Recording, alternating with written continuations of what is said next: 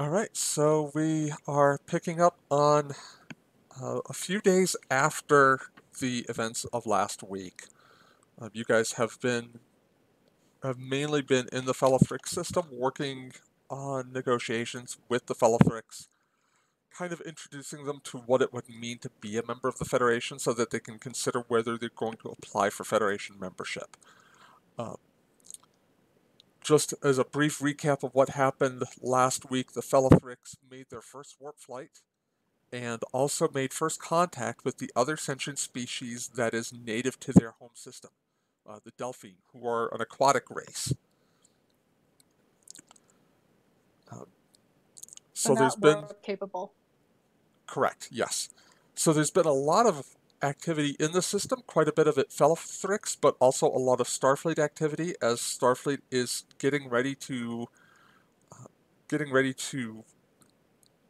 activate their transwarp gate that they've been building in the region. Fun. Yep. And we will open. Um,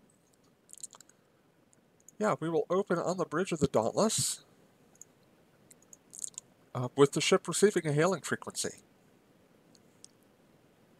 On screen. On screen, Captain. Dauntless, Bianca, welcome to the neighborhood. It is the captain of the USS Shroud, one Varek Santiago. How are you doing, Inzadi? Doing well. Nice to see you out here.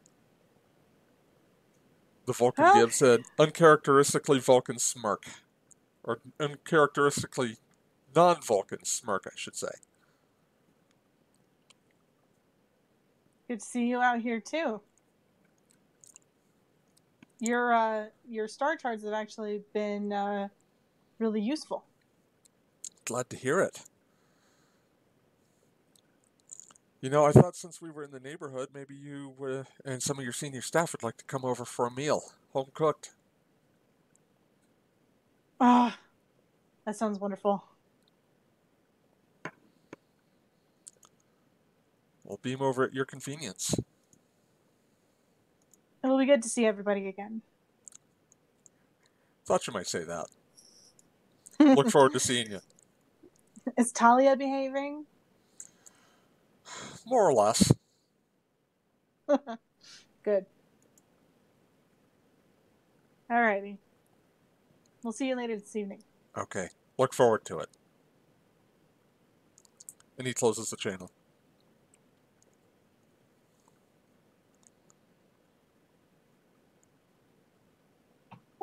And home cooked meal, yeah.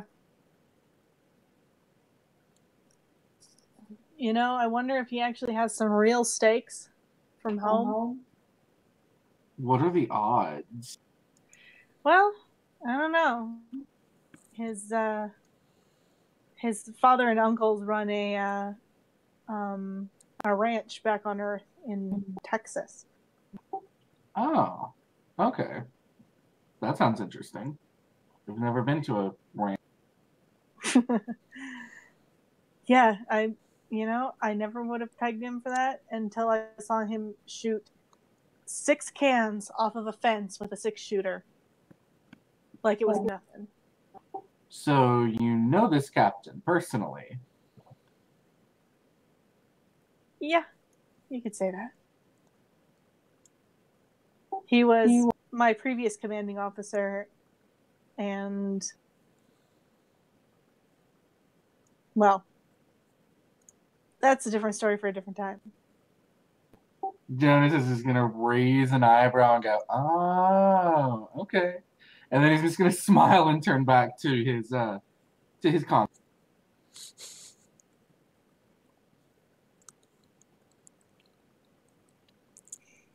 And Bianca's going to put a memo out to the senior staff that dinner will be on board the Shroud tonight.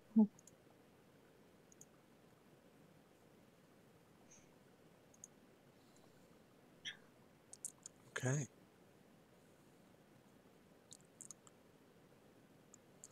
Does anyone have any scenes that they want to run between here and there?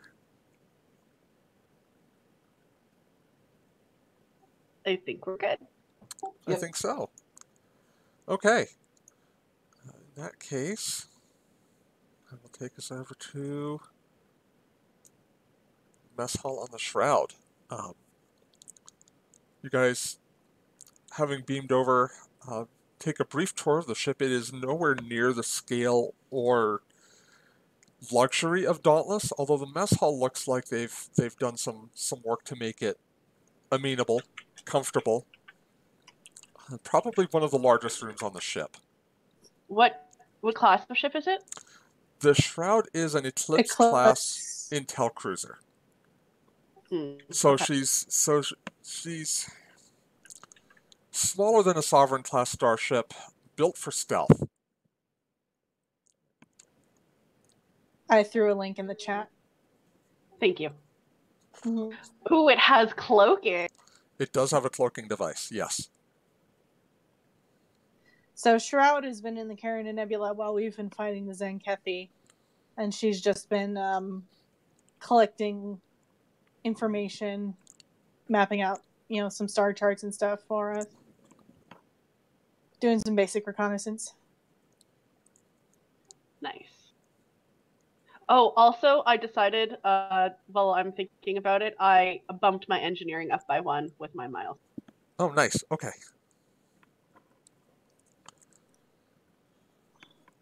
So, you guys kind of walk into the mess hall.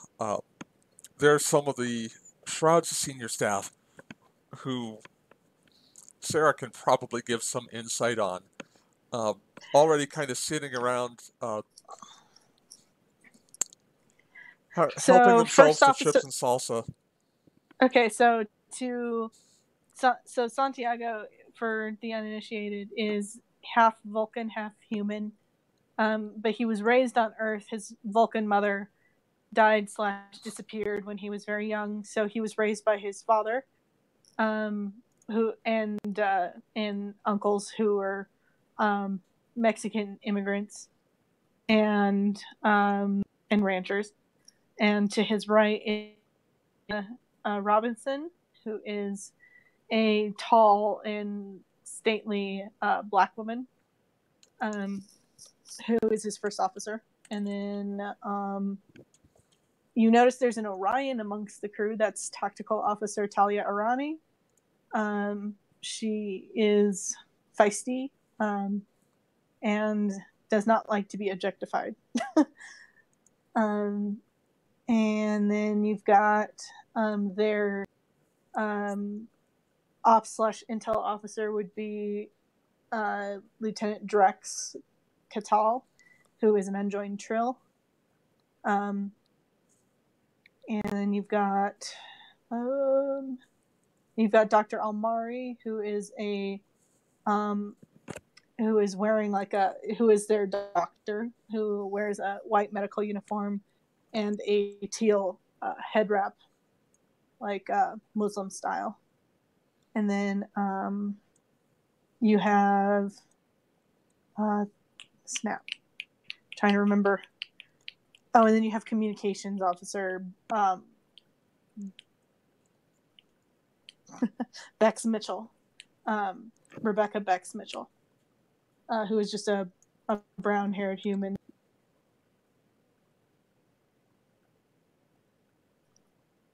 And that is the crew that Bianca previously served with on board the Starship Legacy when she was a lieutenant. Ooh, interesting. So she knows everybody, and she'll go around the table and introduce everybody. Yeah. On the Dauntless side, Dash and the Doc are with you guys as well. Oh, Okay. Pierce came with us? Yes. He is senior staff. That's true.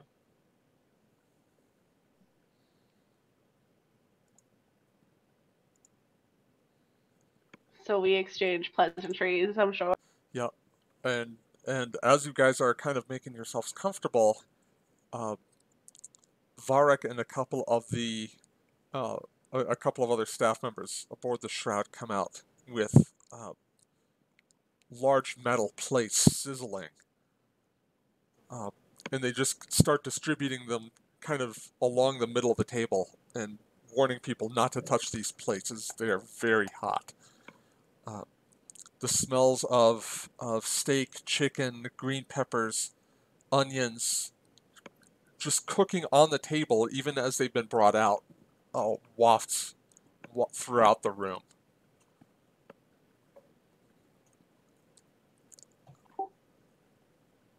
Bianca Wow. kind of looks up because I imagine the two captains are at either side of the head of the Probably table. so, yeah.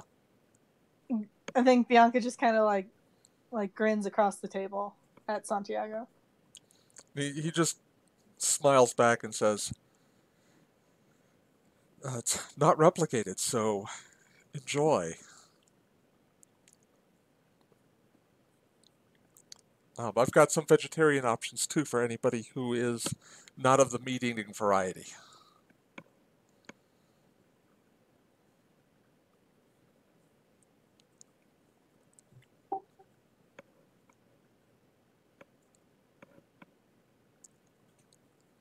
And 19 is gonna take a small piece of each dish nice. and methodically line it up and determine which one is best. Bianca's Yeah. actually very interested in this. Jonas will watch her for a moment before repeating the process on his own plate. But not lining them up. They're just kind of sectioned off from where he picked them off the plate.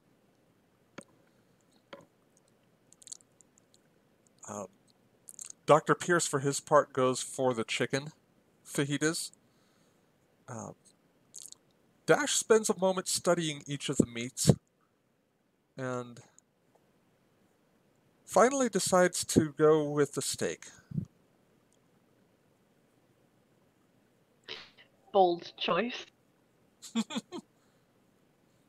I mean, Tellarite makes sense. As Tellarites are wont to do, yeah. Yep. He's probably just. Varek is probably thinking himself that he did a little bit of homework and didn't put pork fajitas on the table. Well, he wouldn't because one of his crew members is halal. There's that. So.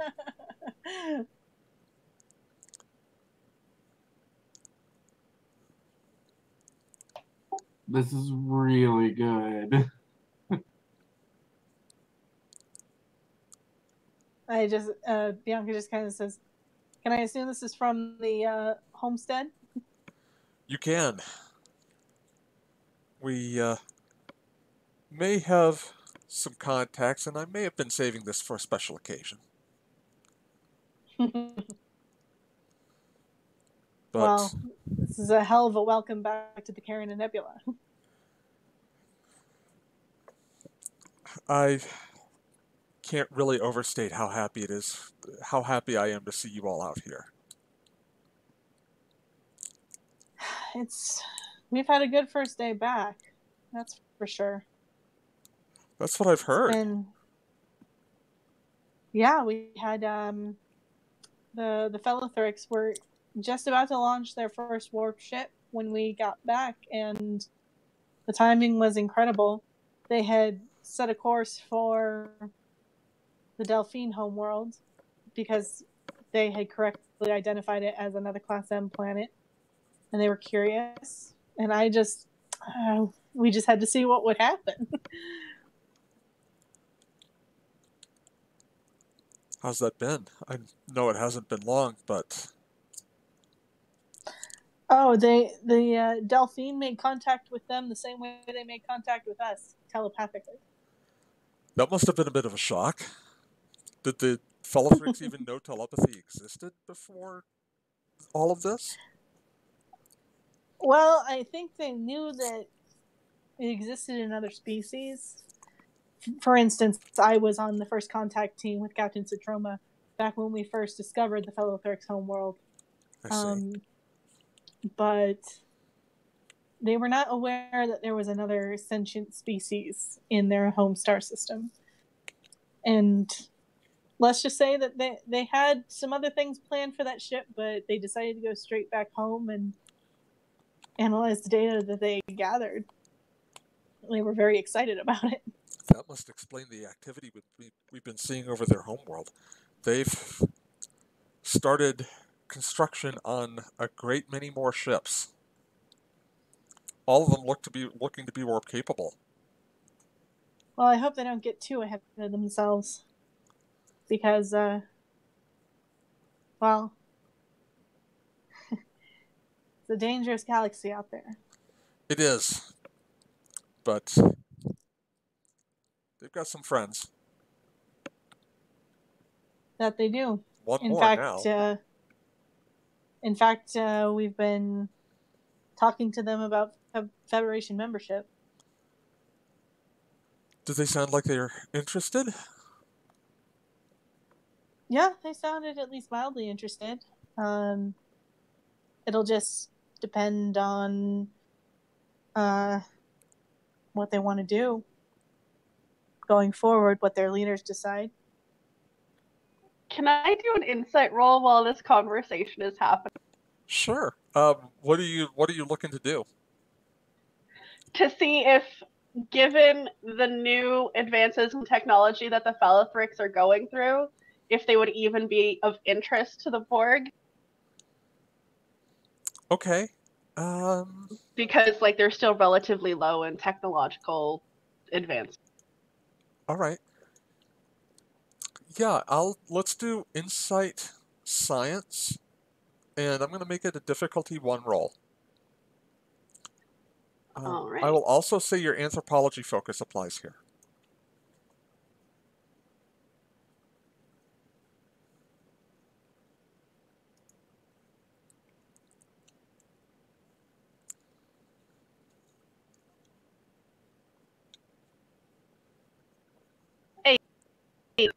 Nice. All right. So you guys gain 1 momentum for beating the difficulty on that by 1, and from what you can tell, the Phallathrix are not yet technologically developed enough to be of extraordinary interest to the Borg. Of all the races in the Carina Nebula region, the race that would be most of interest to the Borg would probably be the Ciatina. That race, from what you have read of the Dauntless' logs, had developed Omega technology. Right. Yeah.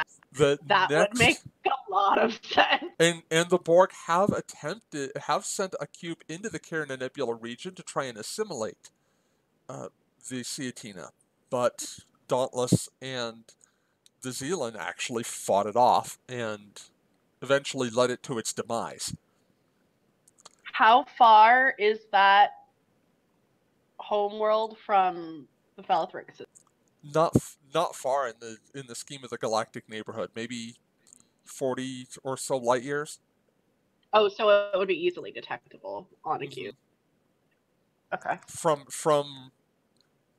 one place or the other. Now, the Ciatina have since stopped using Omega technology, most in large part because they realize that it's basically like signaling, "Hey, Borg, here we are." It's catnip to the Borg. Yes. That being said, the Zealand also has some technological advancements that would be of interest to the Borg if they were to encounter it. But they're a hardier species, right? The Zealand? Yeah. Very. Yeah. So they're likely potentially difficult when it would come to assimilation. Difficult, but perhaps worth it. Mm-hmm. Yeah. All right, continue while this conversation is going. This is just what 19 is thinking about while this conversation is happening. Right, like the beef is slightly more palatable than the chicken. Also, the Borg would not be interested in the Phallathrix, but would definitely go after the Zealand. Yeah, and it's like there's a moment when they're like, I'll like, don't worry, I can reassure you, and then realizes that's probably not good dinner conversation. Let's actually, you know what? Let's have you do an insight command roll on that one. Oh, Difficulty good. difficulty here is also going to be 1, however, because 19 has spent enough time among non-Borg to have started picking up on social cues. That's fair, and I'm assuming my anthropology focus all still applies. Still applies, yes. Oh, thank God. So, 19 for a moment thinks about it. And Bianca, for just a moment, you pick up this thought that from 19, like, don't worry, the Fellathrix would not be of interest to the Borg. Yeah, it's just like a drifting thought in my. And Bianca just kind of like she kind of stops mid sentence and kind of like an eyebrow pops up, and she doesn't like look over at 19, but she kind of like her eyes kind of like go towards the side before they refocus back on Santiago.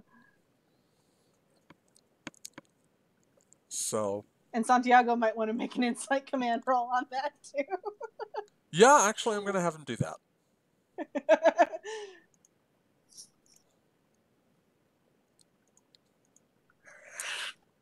And just the most awkward dinner. He does not have a focus that not applies, but I'm going to spend a threat to give him an extra die.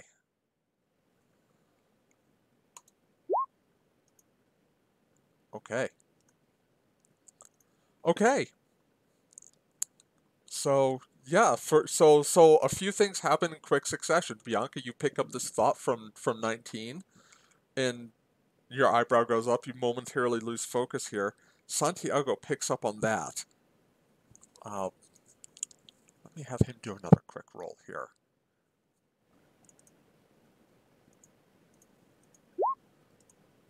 But does not betray the fact that he has picked up on this.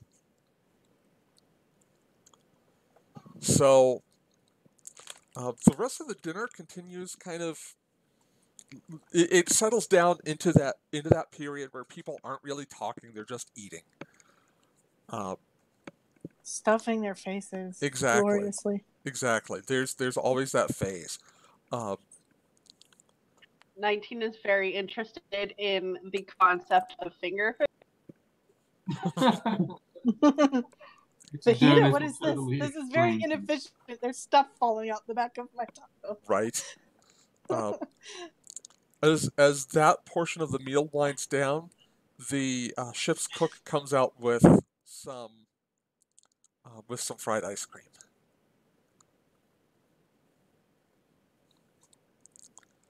Which, if the fajitas were not logical, 19 certainly doesn't know what to think of fried ice cream. Like, this is a dessert that's typically served cold, yet has a shell of fried batter around it. I mean, it's speaking as a person who's eaten it, it's delicious. Speaking Right? as a Borg, just what? 19 is just like poke. Basically, treating it more like a science experiment than food.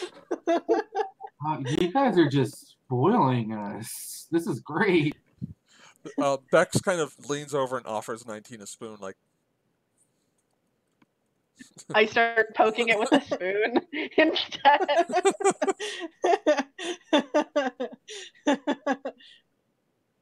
And Bianca just kind of like, she has that like trying to suppress a smile look on her face. Yeah. Eventually the outside cracks and the inside starts to melt onto the plate, and I just watch. And inside your kind, like 19 is kind of deconstructing the process just by scanning the ice cream of how it would have been prepared. And like an infrared laser scanning over the fried ice Bianca's cream as they're biologically scanning it. Bianca's gonna try to say something to Santiago without saying it aloud. Okay. She's gonna say, you know, after all these years, this is the first time I've had this. Give me a control command roll, difficulty 1. Okay. No focuses. My composure. No focuses? Okay. Not that you needed them. Okay. Santiago just blinks. And then carries on eating his ice cream like nothing happened. But you saw momentarily there the reaction. And you know he heard you. Another suppressed smile as I go about eating my fried ice cream.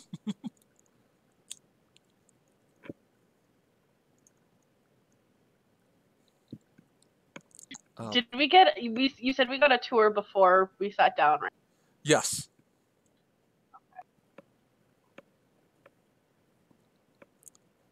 So dessert wraps up. The crews kind of keep making small talk and then kind of break up into smaller groups as the ship's cook and a couple of other crewmen clean the table off.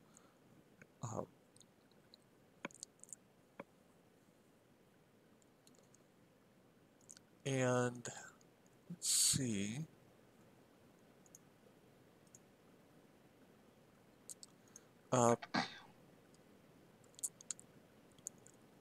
Eventually, Bianca, you find yourself talking with Santiago alone, and he just whispers to you, "So that's new." Yeah. Just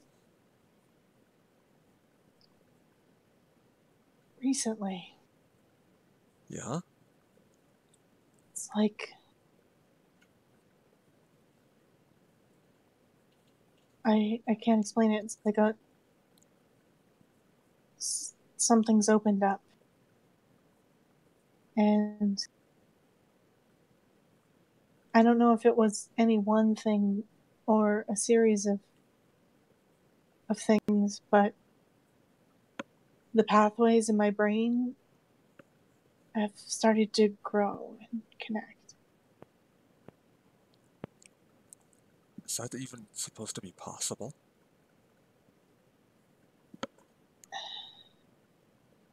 According to the finest doctors in the Federation. Yes.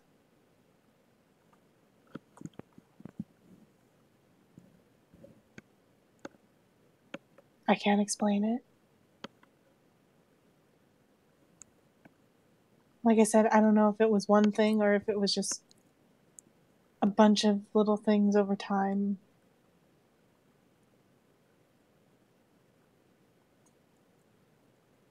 Like, you were the only person that I would have ever been able to share my thoughts with like that. And still, not as freely as I did just now. Have you been able to do this with anyone else? I haven't tried with anyone else. But the doctor, I could read his mind without even trying. So, when you looked distracted there during the dinner conversation, were you picking up on someone else's thought? She nodded. She nods and she goes, 19 had a brief thought regarding the Felithrix. That we shouldn't have to worry that they would not be interesting to the Borg.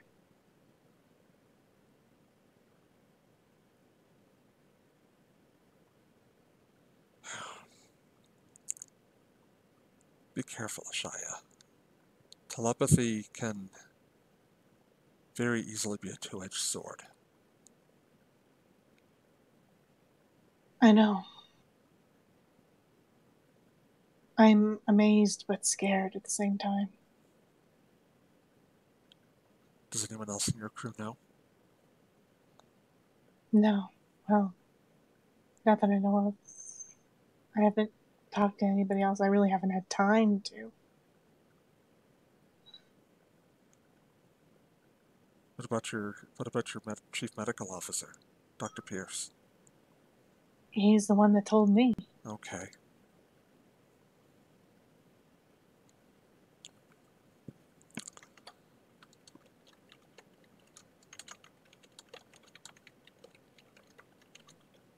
I don't know, it's just,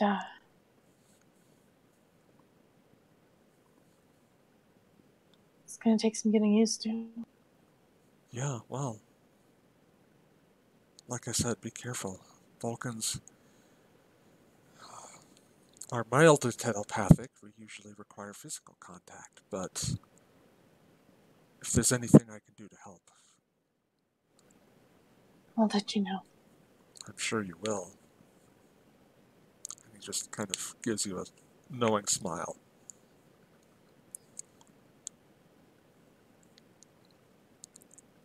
I'm glad you're out here with us. I'm glad you're out here too, Ashaya. I'm just gonna slowly kind of like step away from him and go socialize with my crew. Yeah, he gives your hand a bit of a squeeze as you walk back to your crewmates. I've found what seems to be the chief engineer and have roped them into fixing their cloaking system. Oh, the chief engineer. I forgot to introduce him. He is Michael Stanfield. Also human? Also human, but he is shot off at the knees and has prosthetic legs below the knee. Oh yes, fellow friend of prosthetic happiness. So that's probably what originally attracted 19's attention, I'm going to say. And then they found out he's the ship's chief engineer. You wouldn't be able to tell necessarily. Oh, yes, they would. Well, they would, but like most people wouldn't be able to tell necessarily because of the pants. Right. That good biometric scanner. Nothing hides from my eye. And he designed his prosthetic legs himself because he was not satisfied with the ones that were originally installed. Oh yes, even better. So we definitely had a conversation about prostheses first. And then I started criticizing his cloaking technology. That's great. Jonas has found the pilot and is talking about flying against the Zenkethi and all the fun he's had.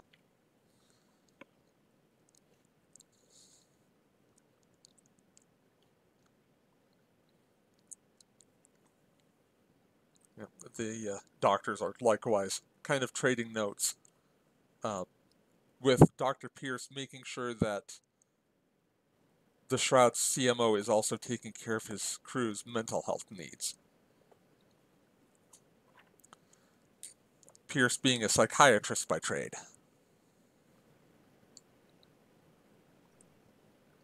Gotta make sure them brains are taken care of. We're fine. Yeah, one of us totally didn't have a breakdown seeing a picture. Right.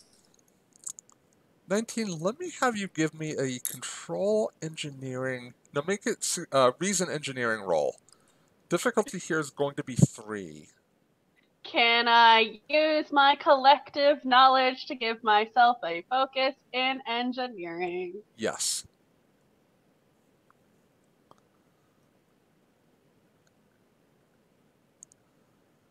You said reason engineering? Yes.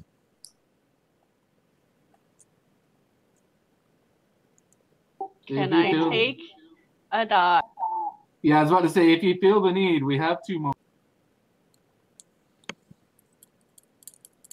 If I can, I would like to take a die with some moment. Yeah. Go for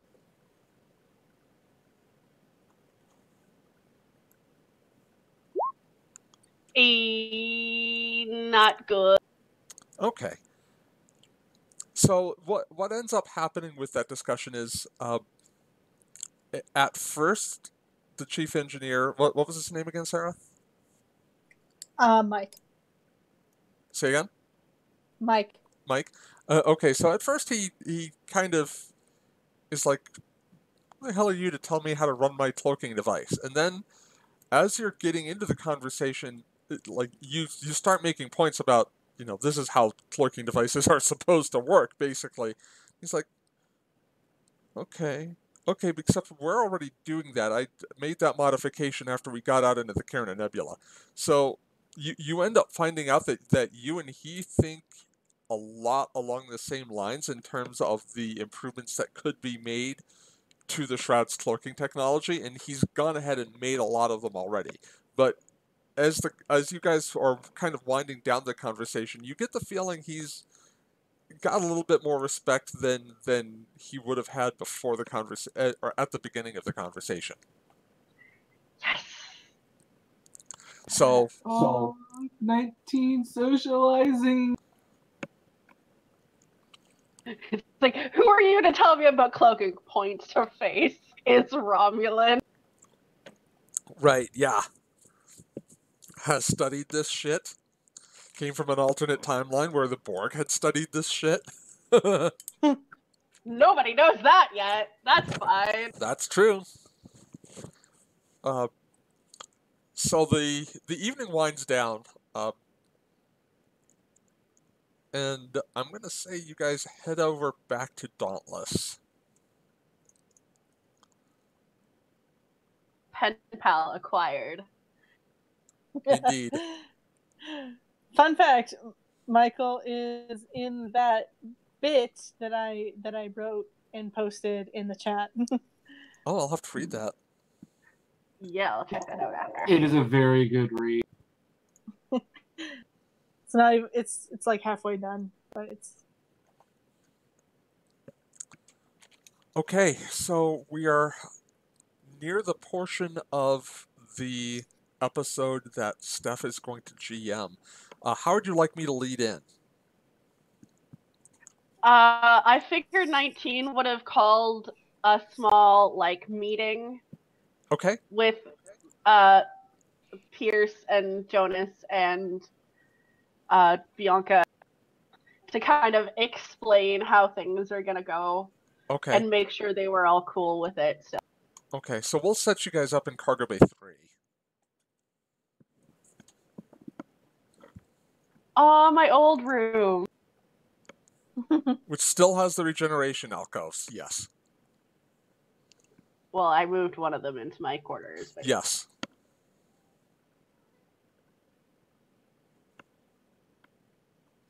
So, okay, so Bianca, Jonas, you guys get a request from 19 to meet them in Cargo Bay 3.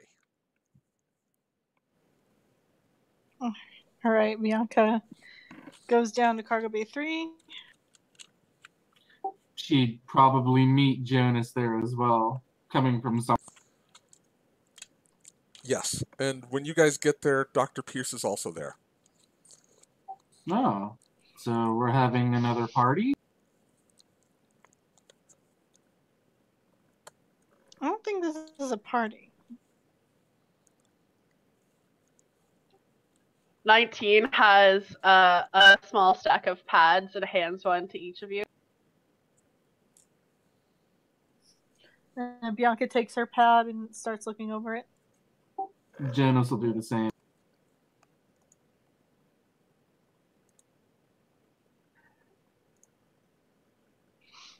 I've taken the liberty to create that simulation regarding Borg experience. I've designed a, I suppose the best term would be character for each of you. These are their basic parameters. You each have a name and will be given a designation. You are all serving on board a Federation ship known as the USS Ganymede. You are a science vessel, and you are part of a diplomatic envoy escorting a Klingon from Deep Space Nine back to Kronos, and have been having no problems thus. All right, that sounds fairly interesting. I want you to know that if you want to stop or leave at any time, you can. I won't turn off the safety parameters, and I will not turn off your permissions to stop the simulation if it gets too difficult. But I do want you to know that you will be limited in the capacity at which you can interact with things. Understood. All right.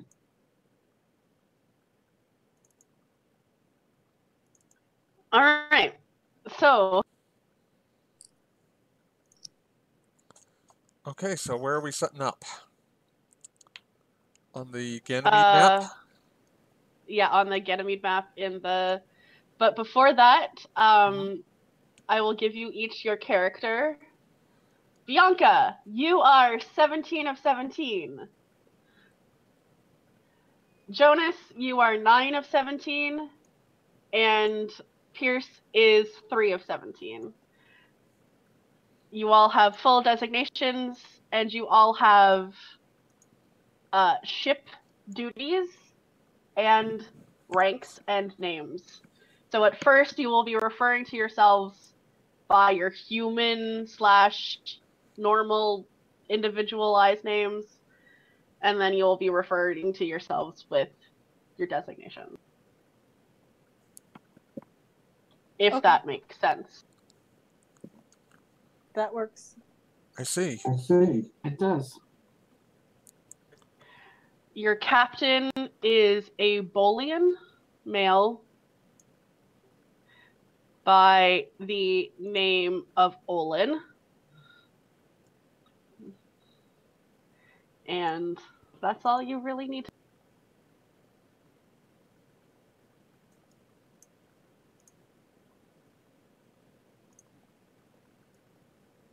This is gonna be terrifying. Yay, I'm excited. We're terrifying. This will be interesting. Okay. Do the thing. Do the thing. Okay. So, we start with all of you on the board, on the bridge of a Luna class science. And you've been traveling for approximately, I don't know, two to 3 days at cruising speed. And things haven't been too eventful. You've stopped on your journey once to scout a new anomaly that you didn't have on your star charts, but other than that, things have been pretty simple. You stopped at ESD to check in and restock a few things, but other than that, you've been cleared to cross through to Klingon space. So you are on the bridge, just heading probably low to medium warp because you are with a diplomatic envoy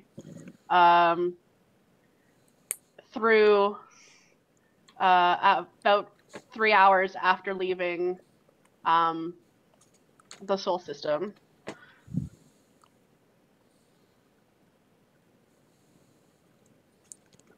Feel free to do what you wish.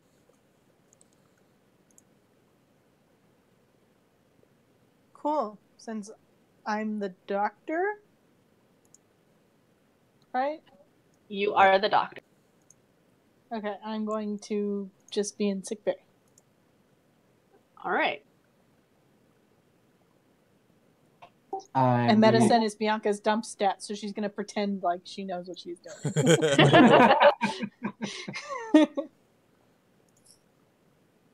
Hey, I'm the XO, so I guess I'm sitting beside the captain. Yep. And 3 would be down in engineering. Actually, no, 3 would probably be on the bridge as assistant engineer. All right. All right. So, after a little bit of time, who would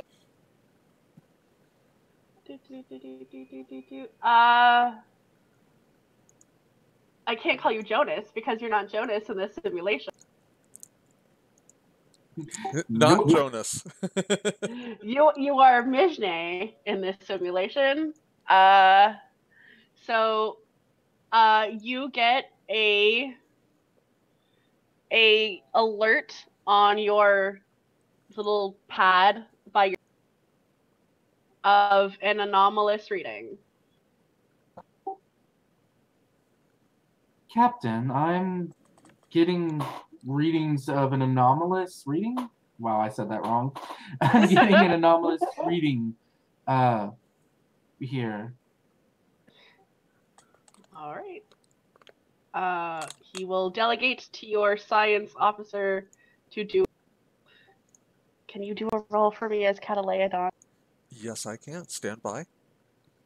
What am I rolling? You are rolling reason science. Okay. Difficulty 2. Okay. Does Catalea's spatial phenomena or warp field dynamics focus apply? Yes. Okay. Catalea gets yeah. 3 successes. Okay. Do we want the Ganymede to roll also? Yes, please. All right. Will that be It would be. What is it? Sensors. sensor science? Yes.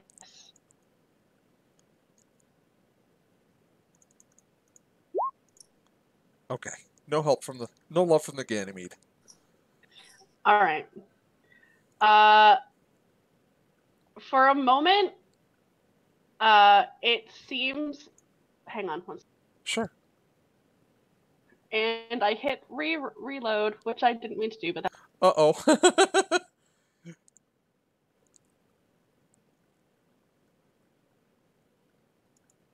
Oops. It's fine. We'll hold. Holding for General Hux.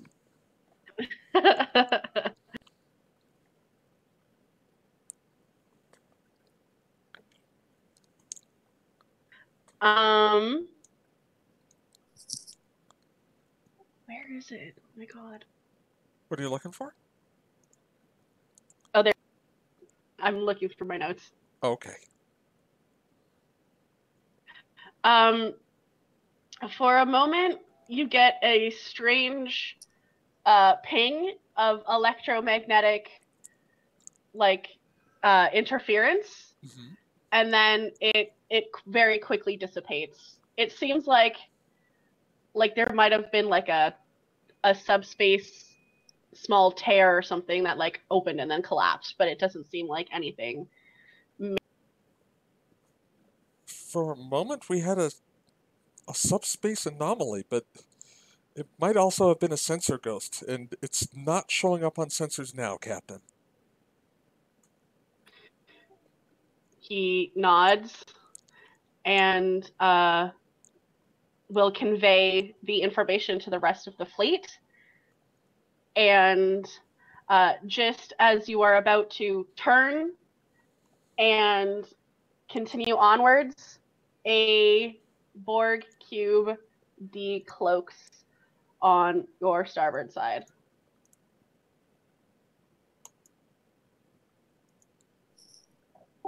Oh my god. Yeah. Convince everybody on the bridge shitting a brick. Immediately, you go to red alert. Shields and surrender your ships. We will add your biological and technological distinctiveness to our own. Your culture will adapt to service us.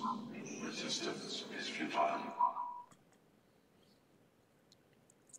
I heard that. Oh hell no. Did it work? It did It work. did. I heard it. Yes. Yeah. So you are now in combat with a Borg cube. Why? Oh my god. Everything was uneventful until.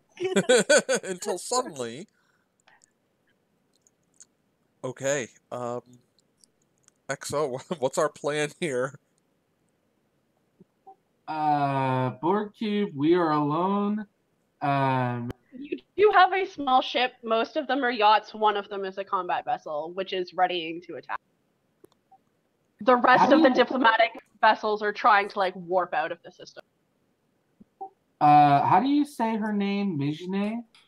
Bijne, yeah. Mijne. Mijne is going to. We'll try and give the other vessels enough time to get out of the system before we ourselves get out. Prepare for battle. Gotta give everyone else a chance to get out. All right.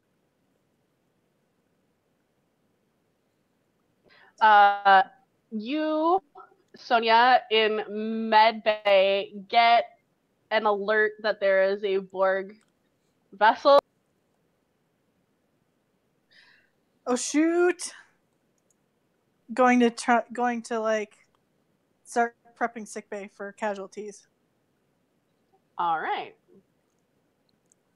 What are you doing, Kira? That is. That is you. Yeah, I was like, who is that? Boosting power to shields, I suppose. Right. in hoping our tactical officer knows a few tricks. Your con officer is going to make an evasive action roll. Okay. We could maybe just have Jonas make that roll. Yeah, that works. All right, what am I rolling? You are rolling daring con. Ouch. Okay. Yep. This My is daring your is evasive. not This is so your good. evasive action task. Yeah. And the ship is rolling structure. I'll roll for Ganymede. Okay. I get. If I succeed, I have glance. Wait, would my talents come into play here? Or no? Yeah, sure. We'll use your. Okay, so if I succeed, we get glancing impact, which is a +2 resistance on a successful evasive action. All right. Roll for. And it's 2 dice. My evasive action focus comes into play. Yes, and it's difficulty 1. Okay, you got one success from the Ganymede.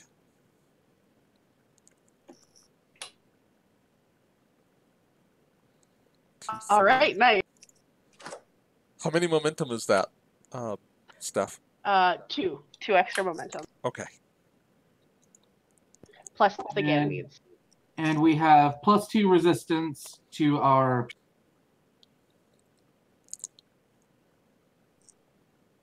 Not To your that it matters. shields. Well, yeah. Yeah. Not that it matters. Okay. And all right. So at this, Your I'm sorry. Go ahead. sorry, no. Oh, I was going to say at this stage, because of the way the Borg ships work, it gets a turn for every single turn that a player gets. So Yep. Cool. It's gonna try to tractor beam one of the escaping vessels.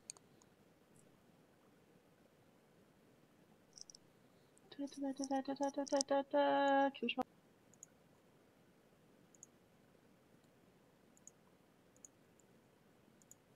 I don't have a starship crew.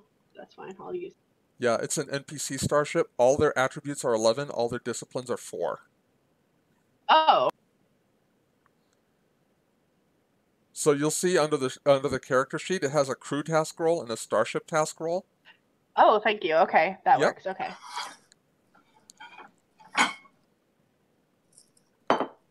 So crew. And you have access to the threat pool on this. So if you want them to take extra dice, just let me know. Yeah. Okay. Oh, wow. We gonna die. Holy shit, yeah. All right. This is So- fine. All right, and then structures.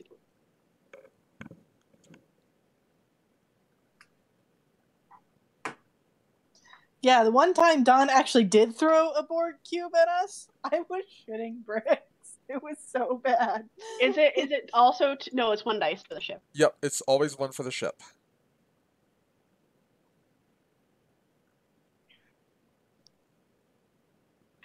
All right.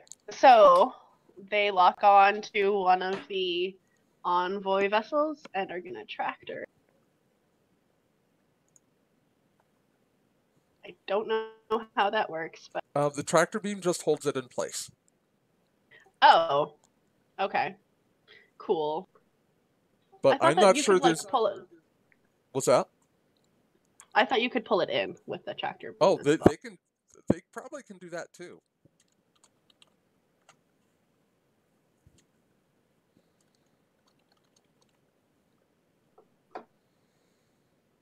All right. Well, they're gonna do that, and they're going to also cutting beam on that ship. Oh, that's going to be ugly. Yay. No thanks. No thanks. That It's not. It's not your ship. It's not our ship, but still, no thanks.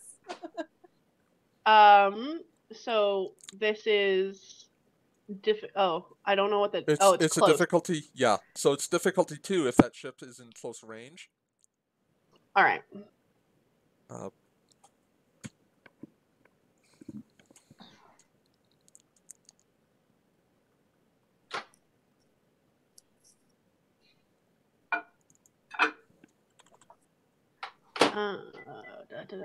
and then it's weapons security for the ship.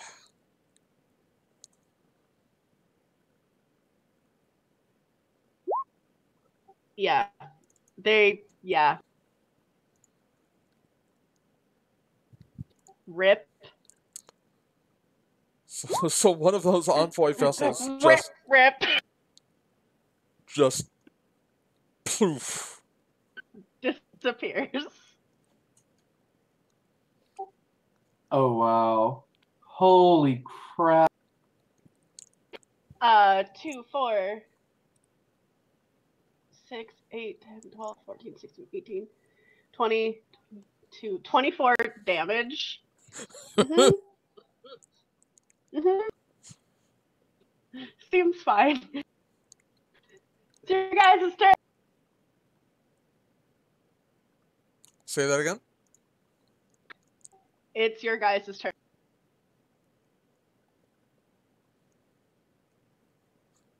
Shoot it. Torpedoes? Torpedoes. Open fire. let's see. And the Ganymede has photon torpedoes, so Yep. who wants to roll for that? I can. Okay. Actually, hold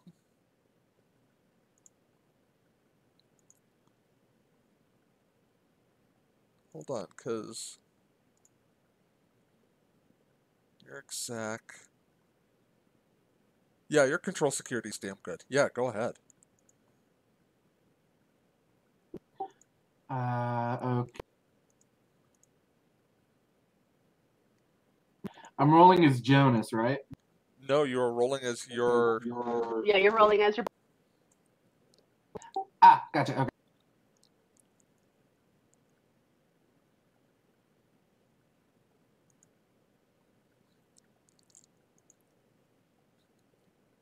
I'm assuming no focuses or anything because there aren't any listed. Oh, those aren't written down because drones don't have focuses. You would have a focus. Okay. What's the difficulty to beat? 2. Okay.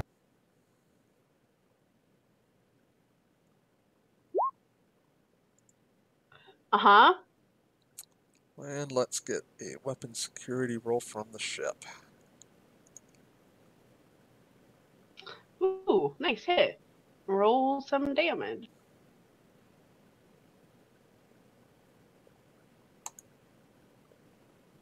Ooh.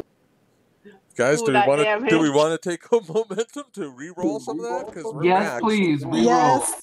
Re-roll. Get All those bitches. So 3 plus 5 is 8. We're gonna re-roll 7 dice on this.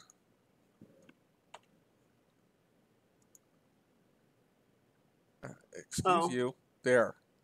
Nice. Okay, so Yeah, if only they were quantum torpedoes and had vicious, but they're photon torpedoes and don't. all right. So 2, 4, 6, 8, 10, 12, 14. No. Oh no. 2, 3, 4, 5, 6, 7. Oh, 7.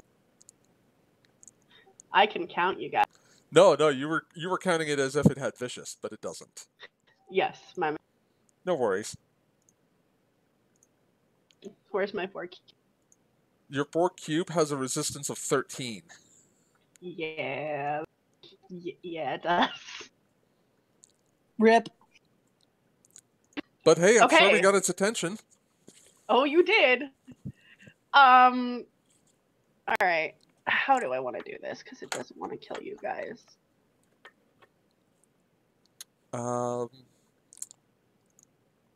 Probably tractor beam followed by Borg drones beaming onto the bridge. Yeah, that's what I was thinking.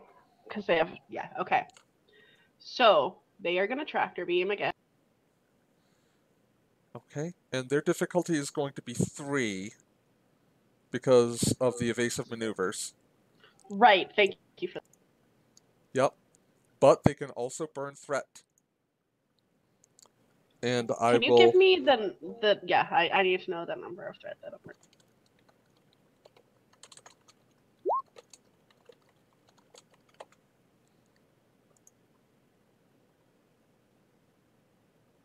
Oh, wow.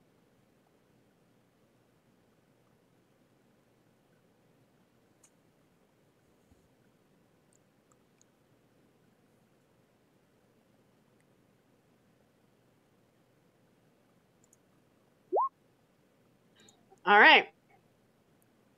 They don't manage to get hold of you guys.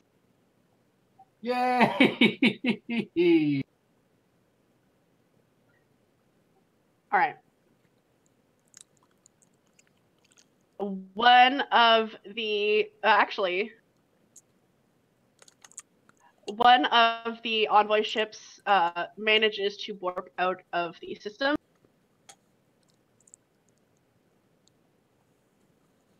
That will be your guys' turn. It's going to try and tractor beam again.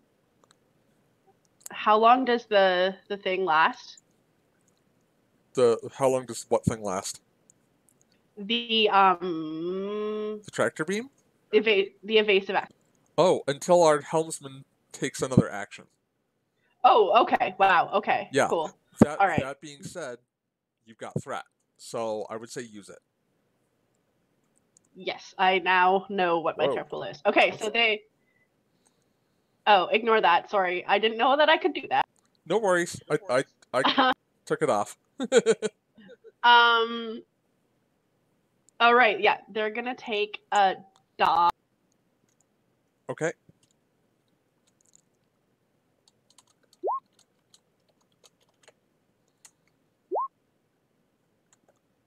And they managed to get a hold of you guys. Everyone just kind of jostles in their seat.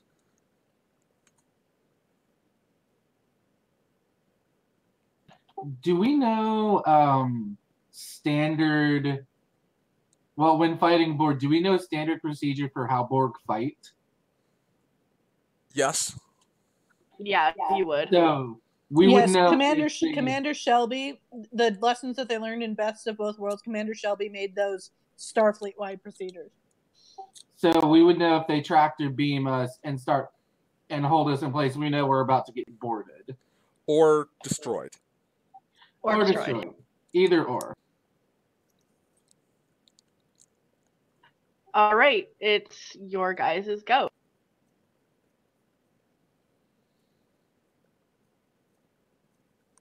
I think the only person who hasn't gone yet is Dawn. Not sure what I can do. I can try remodulating the shields to break us loose or to keep the shields from draining.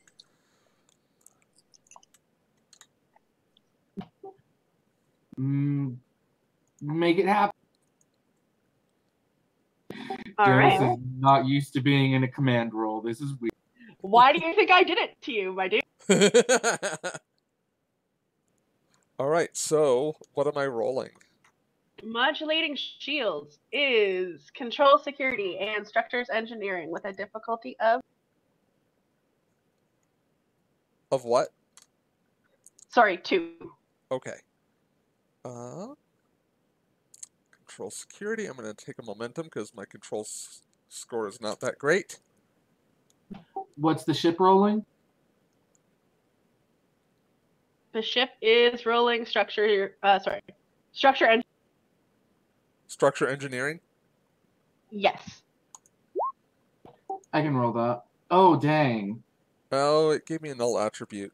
12 would be a success, 18 would not. So that's one success. All right.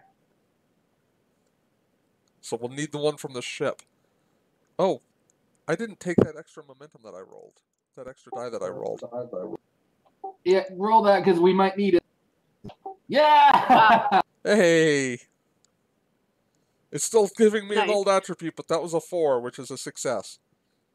All right. You managed to shake the tractor beam loose a bit, and you guys lurch forward a bit out of its grasp.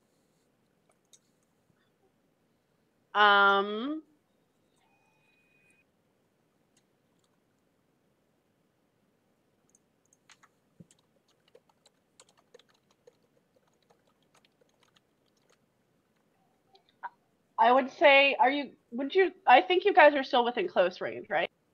Yeah, I would say so. Close to medium.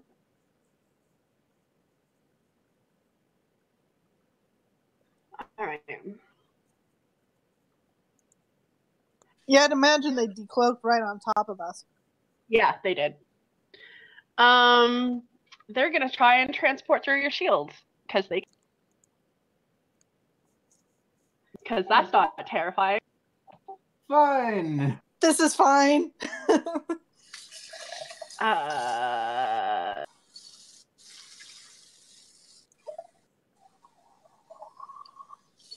Transport. All right, this is a higher difficulty because they're doing it through your shield. So they might once again take threat. Oh yes, and by the way, for the most part, they have focuses in all of this because it's what the collective wants. This is great. Yes, so I'm gonna take another. So does the collective have its own character sheet? It should. It really should.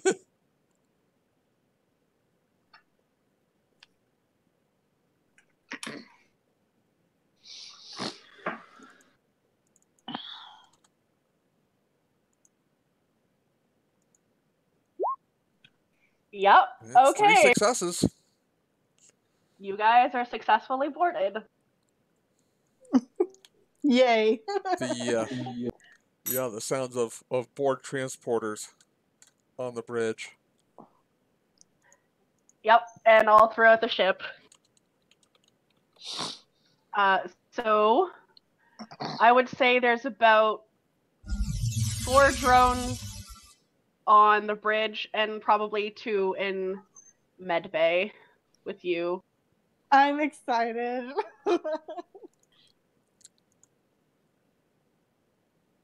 Okay. Oh, this will be fun.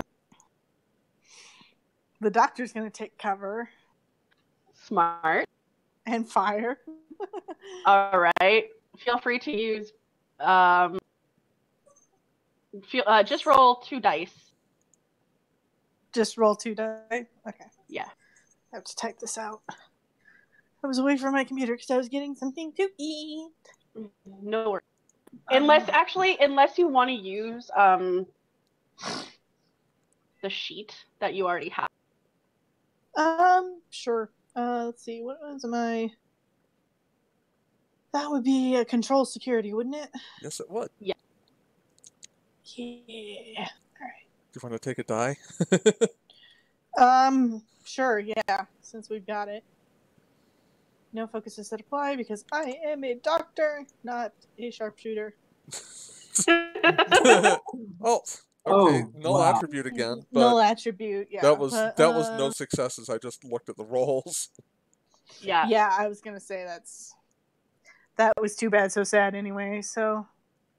All right. Do you guys want to keep momentum, or do you want to let the board go?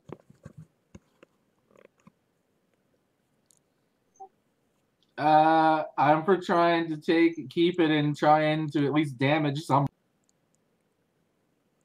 All right.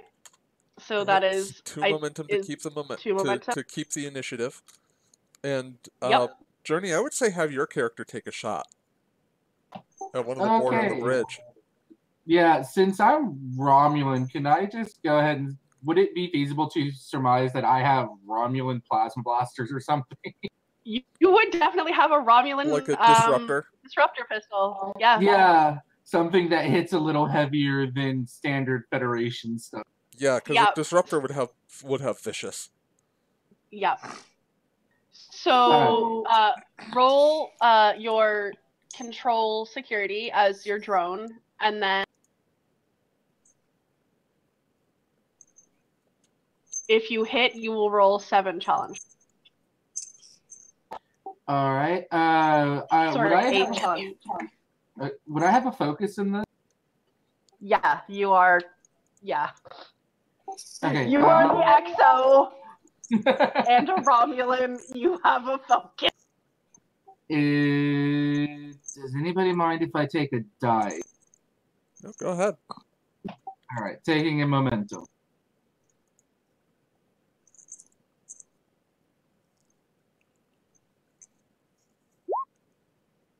What? 17 and 18 and an 18. That is a miss. Wow. We're really failing hard, guys.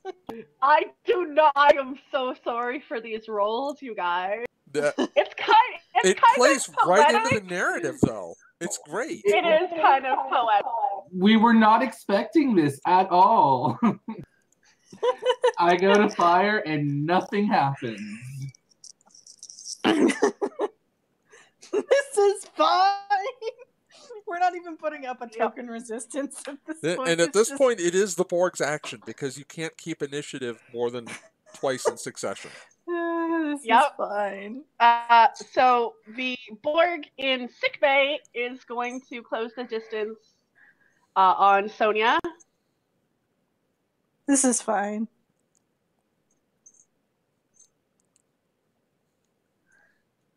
And attack or just close the distance? No, close the distance and attempt an attack. Hi, Riker. It is 2 dice for a. Sorry. Yeah, it's contested daring security. for melee. All right. All right. I will take a threat. Okay. And I have stats for tactical drones. So let me unlock that for you, so you can just roll that I have straight that up. as well. Don't worry. I Oh, have okay. that as well. It's fine. I think the tactical drones are in the handbook. They are. Yeah, I'm just using the sheet for 9 because it's the tactical drone that I made. So it's fine. Okay. Cool. All right.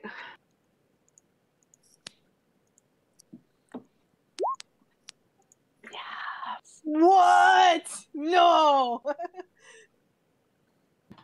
Jesus Christ! That's a 2, a 4, and a 1. Yup. Wow. Like we rolled for shit, and the Borg are rolling great. The Like, Borg wow, are this the is not player real life. characters in this scenario. That's true. All right. All So right. Roll daring your security. Yeah. Rip. I mean, we have momentum if you want to take a die. Yeah. What do I have to roll? Daring security. Daring security. If you want to give yourself a determination to like stay alive, you can do. Yeah, sure. We'll try to empty the tank here. I will say that one of my values is never giving up under pressure. And Perfect. I will roll with momentum, so I'll roll 3 dice. Okay. No focuses though. Two successes from the determination spend. Okay. Oh, So close. So close. I know.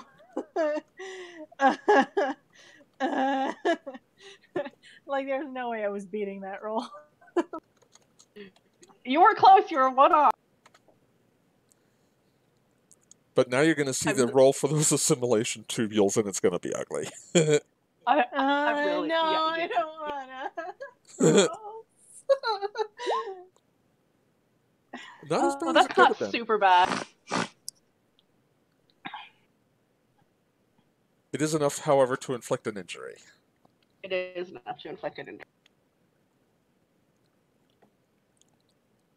So paint the picture for us here, Steph. What exactly just happened?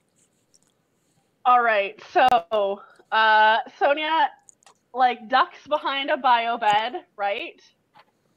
And tries to fire on one of the drones in the room, and maybe doesn't even notice that there was a drone on the other side of her, and it comes up and wraps a hand or an arm around her waist and just jams the assimilation tubules right into her neck.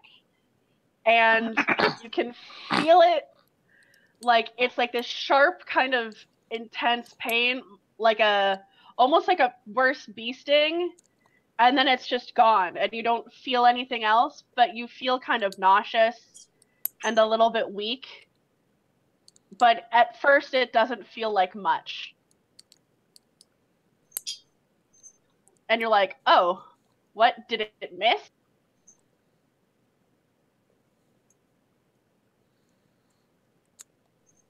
Okay.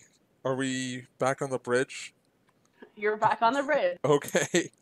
I'm going to take a shot. And Go try for to it. try to hit the one that our intrepid XO missed. Yes, please. All right, let's see. Assistant engineer, control security. Probably does not have a focus. Gonna tend to take the last momentum here, if that's all right with you guys. Go for it. You guys are going to build it back up anyway. That's a hit. All right. And let's see. Type 2 phaser is typically 3 damage plus security, so I'm rolling 7 dice here.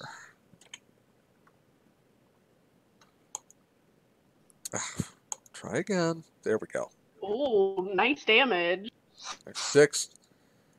Enough to put him unconscious, at least. Yeah, good job. Nice. You take one of them down. 1 down, 3 to go.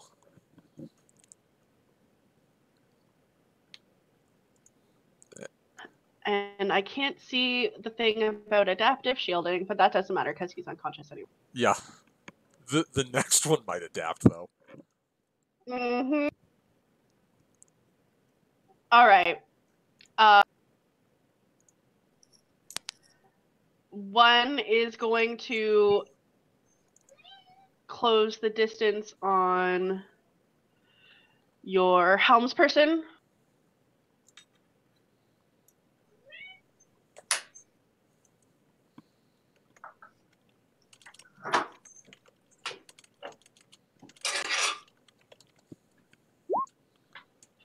Ooh. Oh, our helmsperson actually stands a chance. Borks it. Nice. He Your borks it. helmsperson, yeah, your helmsperson just like ducks under a chair and it's just like, no. Nice.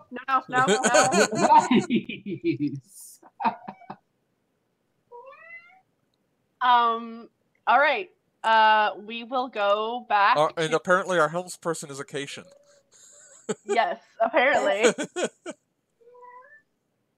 That's why they bork it, because Cations are difficult to assimilate. All right. Can our bully and captain take a shot at one of these Borg? Yes, he's going to do that.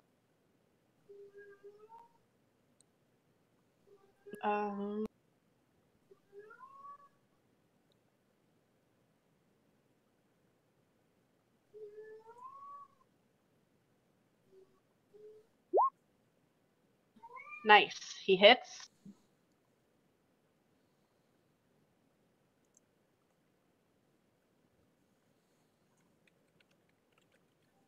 And you can copy and paste what I just put in the Roll20 chat to just roll challenge dice independently. Oh, thank you. You're welcome. Without the period in front, of course.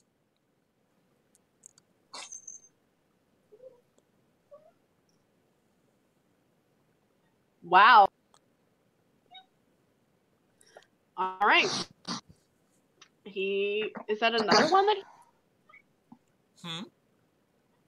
Is that enough to take down another one? It's more than 5, so yeah, it's enough to knock him out. Nice. So he knocks out another one. No, I'm sorry. I take that back. In fact, both of the Borg are still standing because they have a resistance. They have a resistance of 3. That's right. Oh shit. Okay. They have a resistance of what? Of This 3. is not fine. Of 3, yeah. So we actually, that will be on the same one that you shot, so that will take that one. So there is one unconscious Borg on the But he would still be standing too, because they have 14 stress. Why? Why are Borg so powerful? Basically, yes. Okay. Well, Jeez, I only have 3 more than that. Dang. Yeah, so this guy just tanked 2 phaser shots, basically. Yep. I want to shoot something and actually hit it. All right. This. Let me see.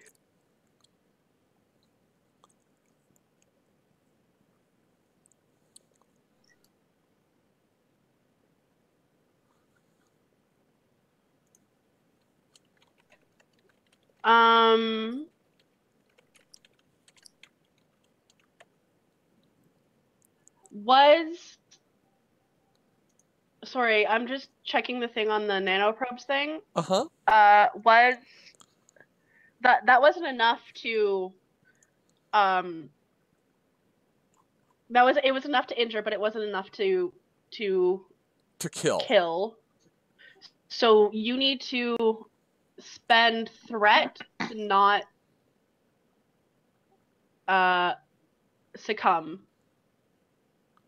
Right, and it would need to be additional threat because of the intense trait and the fact that you Yes. roll 2 effects on that roll. Yes. Or you can try and reverse the oh my god, the assimilation process with a medicine. Yeah, I'm gonna do the medicine check. All right. It is control medicine, and it is difficulty 4. Difficulty 4. Woo, I'm gonna take a momentum. And I'm gonna assume that I have a medical focus for this.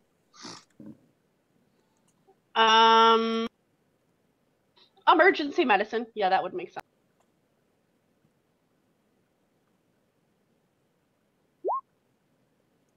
No. Well. So, at first you're like, oh, this is fine. It wasn't so bad. And then your knees go out from under you. And the Borg probably dropped her like a pile of rocks. Yeah, and your knees go out from under you. And you're just kind of laying on the ground, staring up at this drone that is watching you with like a cold indifference, kind of head slightly cocked to the side, and your vision kind of swims for a second and then kind of grays out. Welp.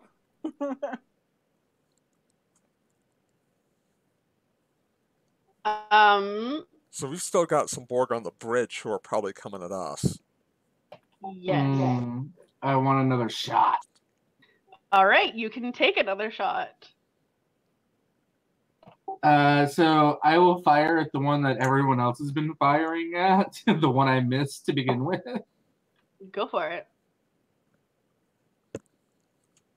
Okay. No momentum. Can I burn? No. Won't do. And I need to roll a 3. You need 2 successes with a control security roll to hit. Okay. Oh, why am I on daring? Sorry, I was using daring for you to assimilate Sonia. Oh, okay. Well, you hit. You do hit.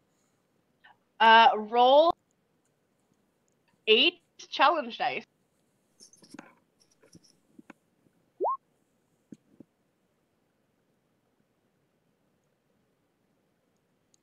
That would Borg actually. is. That's actually enough to Borg knock is it out. Yes. Yeah. Congratulations, you fried a Borg. You did the thing. I will cheer and then point at the other ones. They need to go down. I'm also looking at the captain. We either need to send everyone to escape or, probably just so they can't have it blow up the ship. But I'm Romulan, so I don't give them nothing. All right, in the middle of your cheer. Say again? In the middle of your cheer. Why does a Discord Borg do this? comes up behind you.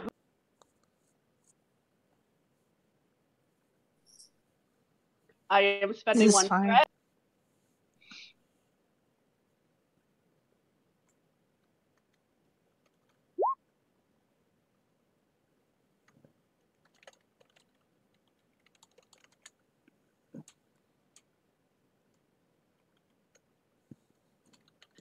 And wow, who did he grab? The XO? He grabbed the XO. But Yeah. now that's a contested roll, so Oh yes, please contest. Steph's like, oh yes, I would please like- do. Please try. I would like to burn a value here. Yeah. We'll call it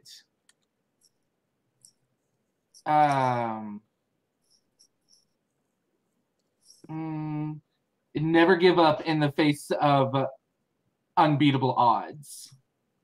All right. And I get 2 successes from that.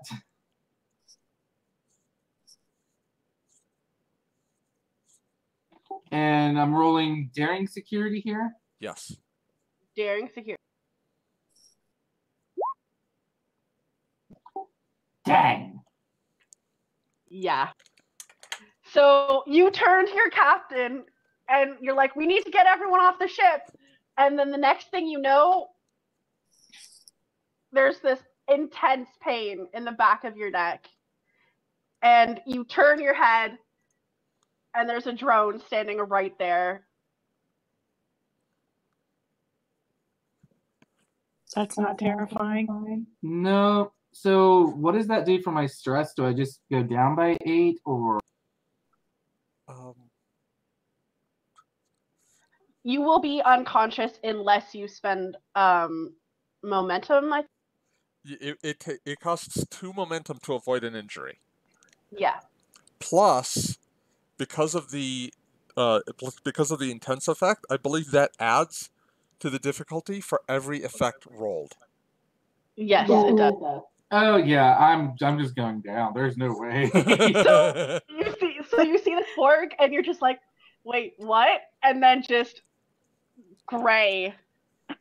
I'm not And gonna say. Oh, I'm gonna spit at it and then just go down. Nice. I'm full Romulaning this. I'm just gonna spit at it before I collapse. All right.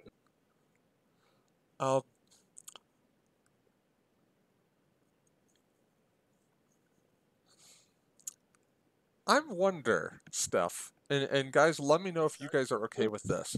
I would like to create an advantage that says that my character has a bladed weapon, like a dagger or something on them, given their high daring security score. Okay. Is that something that you would allow, Steph? Yeah, I'll allow that. Okay, because they're going to attack that Borg with it, like full on rush them. Go for it. Be the hero Trill that you want to be. And then taking the momentum to do this. Go for it. And this is daring security, and this is opposed because it's a melee check. Yeah.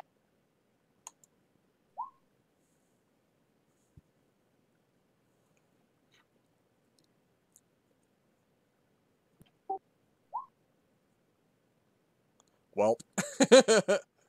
You tried. You tried. Yeah, and unfortunately, failing this roll means the Borg does get to do damage, although probably not with the tubules. Then again, maybe so. No. It'll do. It bashes you to the side, like kind of backhand. Yeah.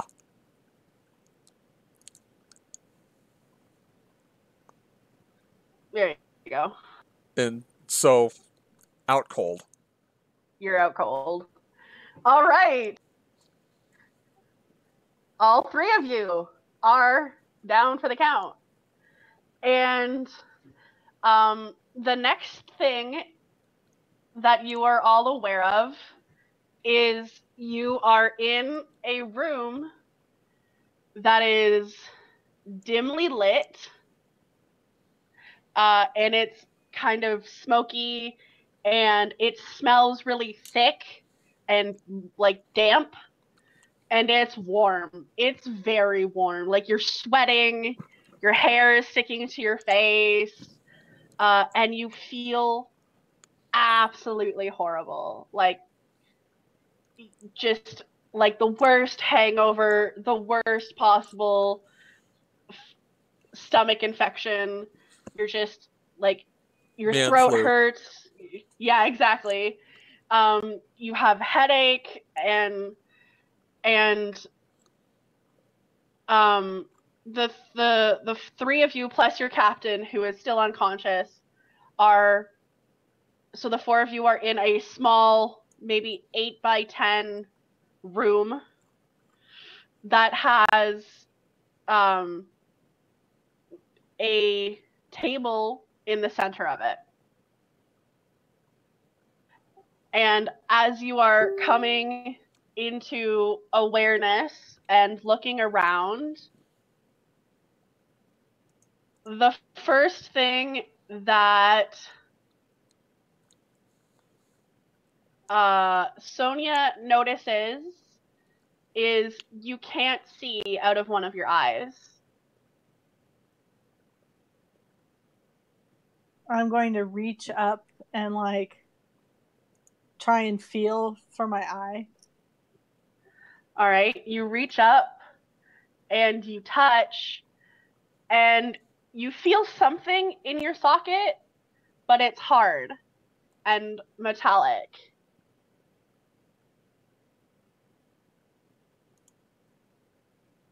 Start to freak out a little bit. Uh-huh.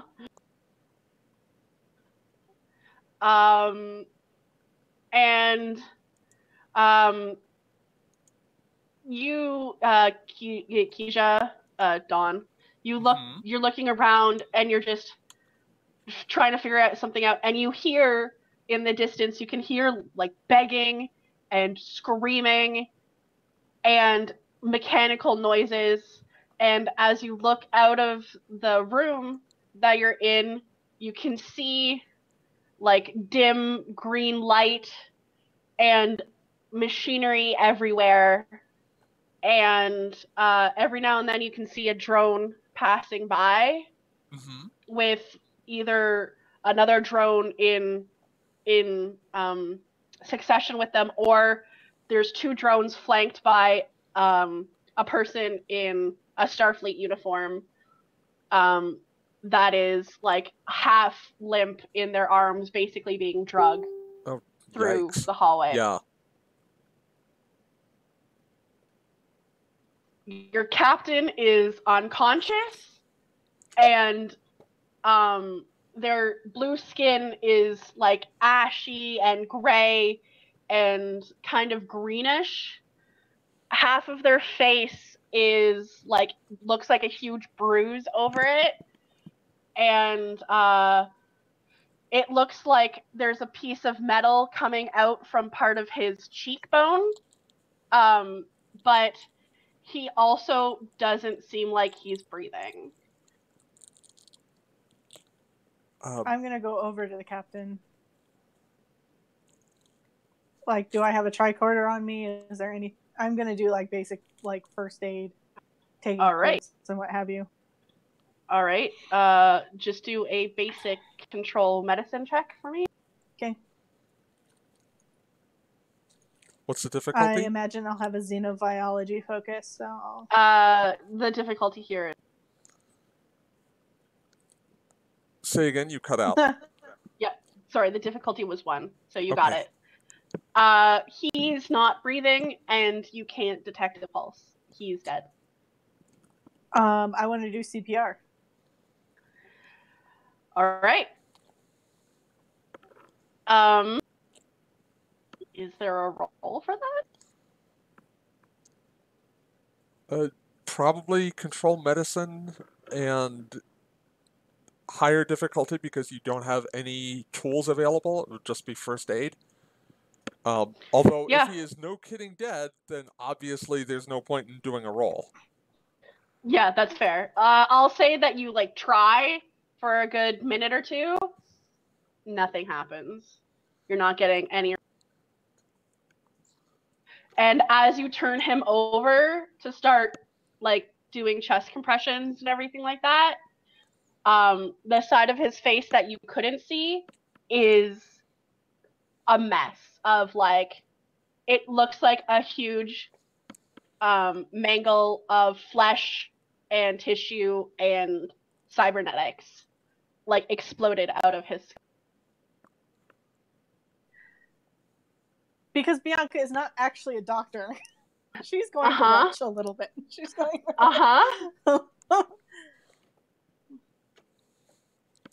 I'd like to look around the room.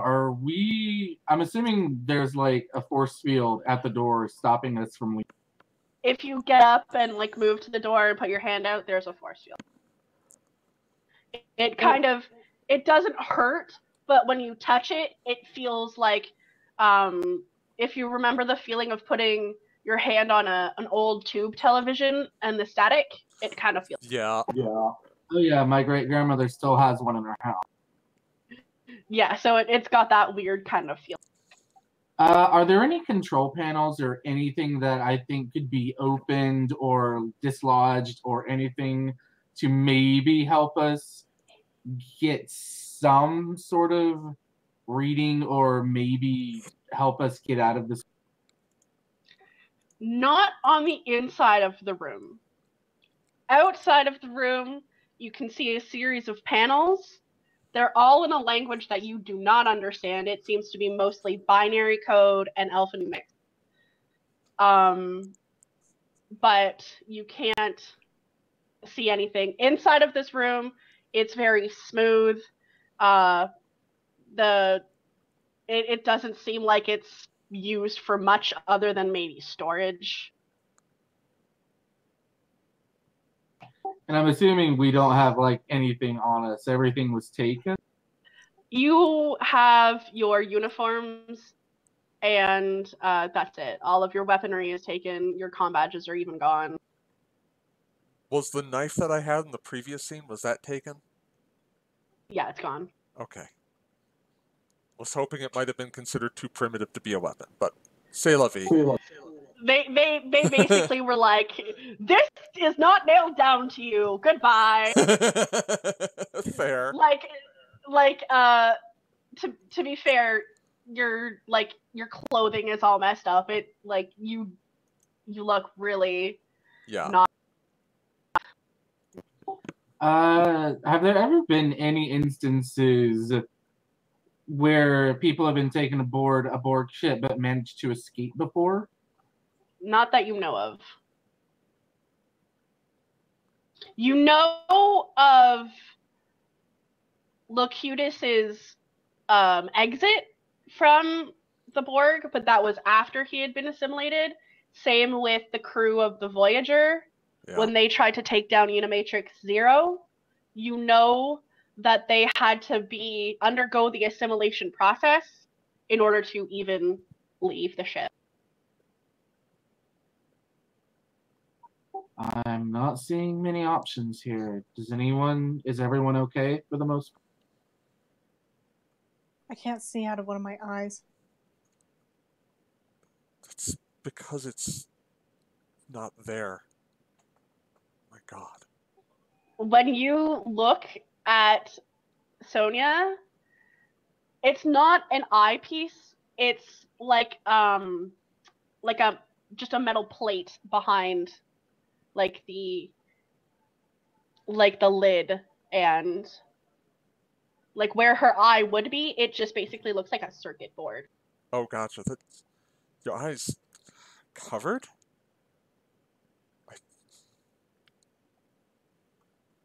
I don't know. It's hard, whatever it is.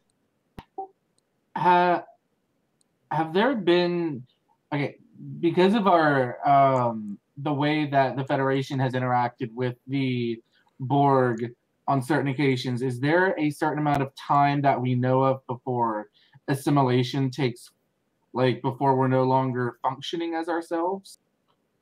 Anywhere from minutes to hours to days.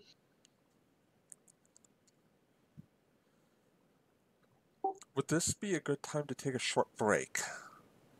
I think it probably is. To what? Take a short break. Oh, yes. Yep, I need a refill of tea, and I need to use the restroom, and I need to feed my dogs. Okay, I will be right back as well.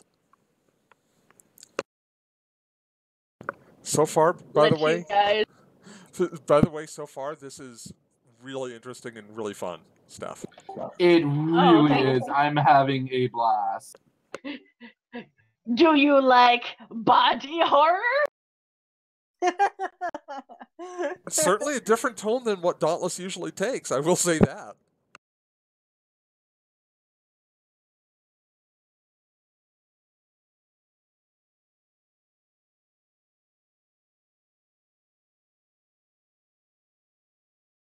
Don't worry, you guys won't be in that room for much longer. Oh, good. This is fine. Just Bianca, beyond all of this experience, is already like, I hate this. Well, okay, here's the trippy part. So, when Bianca was an ensign and she was like barely 6 months out of the academy, she had to take over when her ship was attacked by the Breen. She had to take over the helm controls and fly the ship into a black cluster to escape the Breen that were chasing them. And the helm officer, like, she had to like turn him over, like he went unconscious, and she had to turn him over and like, because he had gone unconscious and like fallen out of the chair, she had to turn him over and make sure he was okay, still breathing. That helm officer was Bolian. I didn't know that. I know, which is why it's creepy. Oh, all right, I'm back. Hello. Check in though. Bianca is going to have nightmares of that instant of turning over the Bolian helmsman and being like, ah, poor guy. Right, like almost. I could almost hear the creepy Borg metal sound playing as you described that stuff. That was really good. Oh, good. I didn't even know about that Bolian thing, so that's even worse. The Bolian that on the Salvador that Bianca had to take over when he slumped unconscious on the console was Bolian. So I'm saying that I'm not saying she's gonna have nightmares of turning that Bolian over and finding Borg shit on his face, but I'm saying that's gonna happen. Wait, who's Bolian that Bianca knows? The Bolian that was the helmsman on the Salvador. Uh-huh. The one that was knocked unconscious when the Breen attacked. Oh, gods. Okay. So, like, she had to turn him over and make sure he was okay. She's going to have nightmares of turning him over and he's got Borg shit on his face. Right. Oh, gods. This is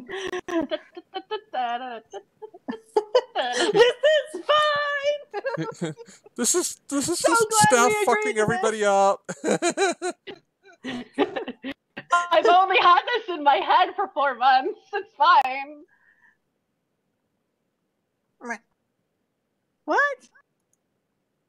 Riker? Beeping indignantly. What? But so far, everyone's good. No one needs to tap out. Player-wise, I'm fine. Player-wise, cool. I'm fine too. Just checking. I've seen worse on the show. Right. Hey, I just want to make sure that we're all good. It's a little different when you're putting yourself in the role of a character who is experiencing this. And That's true. Yeah, it is very, very cool and very kind of stuff to look out for us in that manner. Yes, that is true. I will agree with that. I am also back. Yeah, I've gone through some pretty tough desensitization to things. Yeah. Okay. In my time as a aircraft investigator, accident investigator, so. That's fair. Just some people don't do well with eye stuff, and yeah. No, I'm good.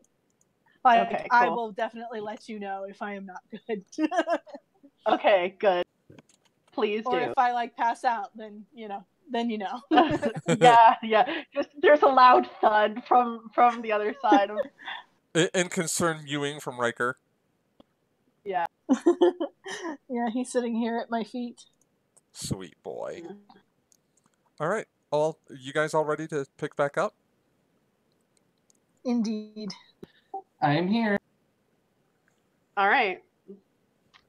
So, As far as you don't know how long you've been unconscious. You don't know how long you've been in this room. And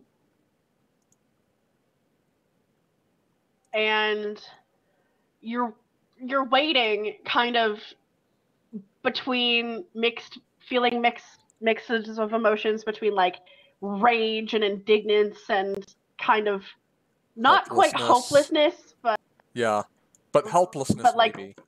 Yeah, and definitely like restlessness. Do we have our communicators? How is Bianca reading Pierce and Jonas at this point? Because I have a feeling like she's playing a human, but she's still. Oh Bianca. yeah, She's yeah. You can hear their emotions or feel their. So however you guys are feeling, feel free to. Jonas is struggling. He's trying very hard not to let it show, but there's a lot of pent-up emotions that he's keeping very, very carefully in check about realizing what his people went through, the hopelessness of the battles that might have happened, and there's this rising expectancy of panic or fear at what's to come, but he's not letting it shake him out of wanting to see this through. And Dr. Pierce, for his part, is kind of engaging his clinical detachment at this point. And there's one part of him that is definitely kind of playing the simulation, if that makes sense. But there's another part of him that's kind of using this to try and gain insight into 19's background and personality. That's what I thought Pierce would be doing, so perfect.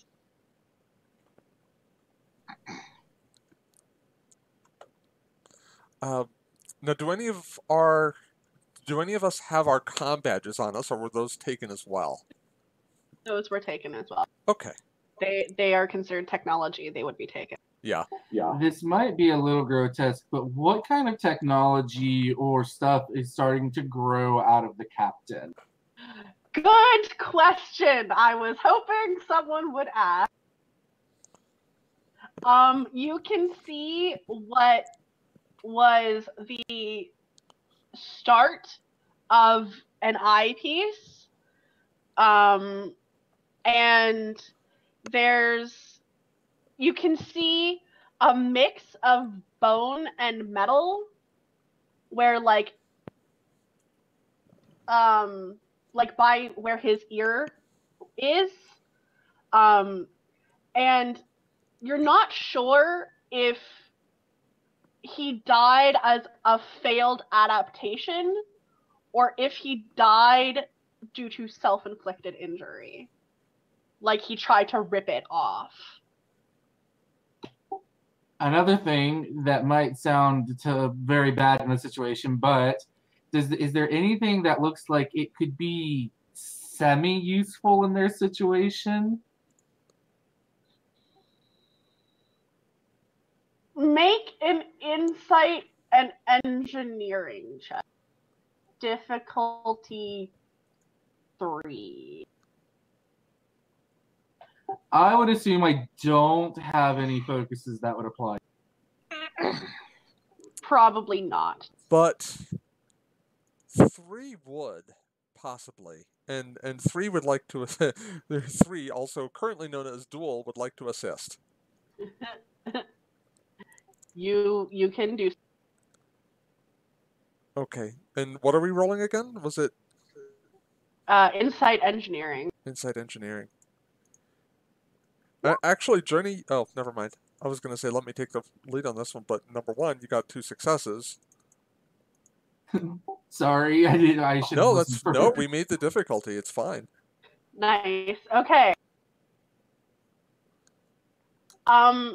You're not sure exactly, but you can see something that's still looks kind of active and is like giving a small blink by like his ear and jaw. You're not sure what it is, you don't know how it interacts, but it's working, and maybe it could be useful. But you don't have anything to get it off. Well, there's something there, but any ideas about how we could go about removing it, Lieutenant Dewey?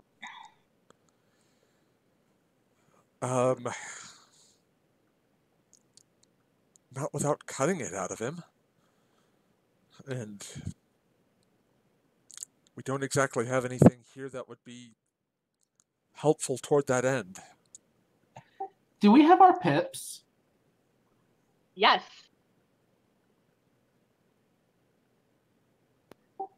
Doctor? Yes. Do you think it would be possible to use... Okay, question. How are pips attached? Are they magnetic or are they pinned? They're magnetic. Damn it. Yeah, there's a metal, there's like a rectangular metal piece on the opposite side of the collar. Actually, I think it's supposed to be embedded inside the collar. Probably so, yeah. Oh. Is it... And then the possible? pips just so... Is it possible to try and remove that piece of metal from the collar and like try and sharpen it against the wall? It's possible, yeah. It is possible, but I don't think it would be useful. I mean, yeah, I'll let... Hold on, though. We don't have to sharpen it if we can just break it in half. That's true.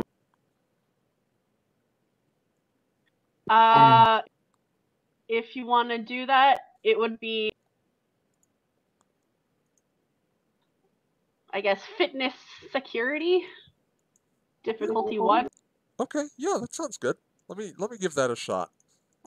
Go for it. Hey. All right, you break off one of your pips, and you now have it to do with as you...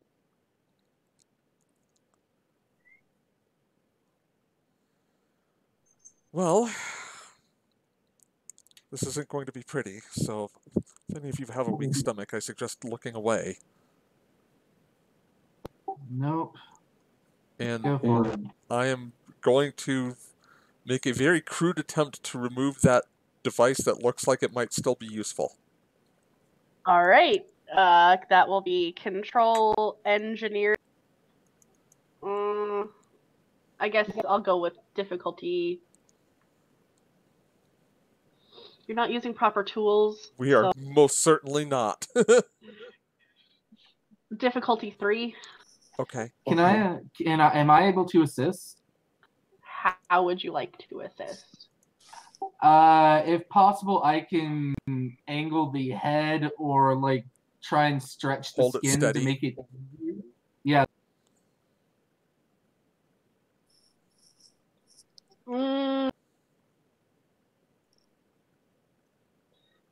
I don't think it would help. Okay. Bianca's watching out of pure morbid fascination at this point. I'm gonna. May I take a momentum? If you wish. Go for it. All right. Difficulty 3. It's an engineer, so I'm assuming no focus is here. No focus is here. So close. Almost. You manage to get it out, and you're like, yes, I got it. And as you get it out, the light inside of it flickers and then dies. Well, it's This something. is like the printer I took apart when I was in grade school. Same result, too. Well, it's something. We have a piece of something. We're not You have a empty-handed. piece of org technology? Question mark. And as you are looking this over and kind of hunched over the body, since you are not watching them, and I'm assuming kind of looking towards the door, Sonia / Bianca / 17, you notice a pair of drones approaching the room.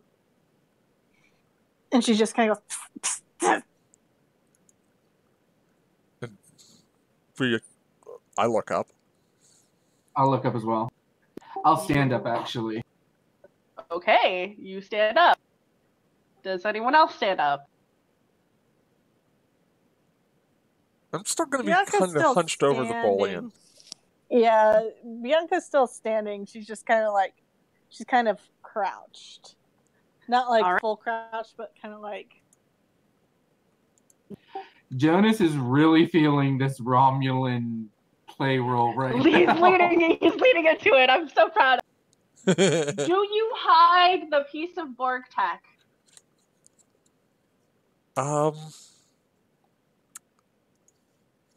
You know what? Let me think.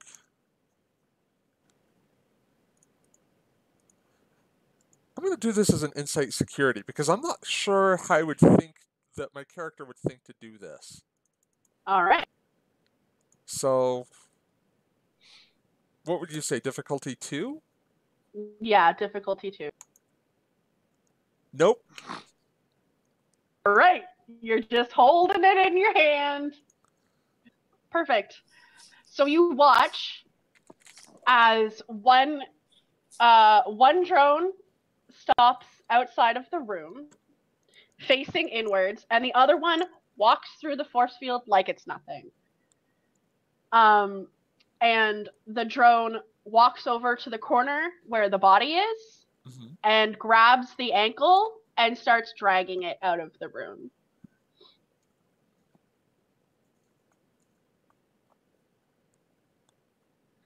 Do you do anything to stop it? No. I'm pretty much just like, No, letting it happen, even though in character, gritting teeth. All right. It pauses briefly. It passes through the force field, and it stops for a moment with its arm extended through the force field, still holding onto the ankle. The Borg outside of the force field activates a panel. The force field shimmers for a second, drops, the body is dragged out, and then the force field is reactivated.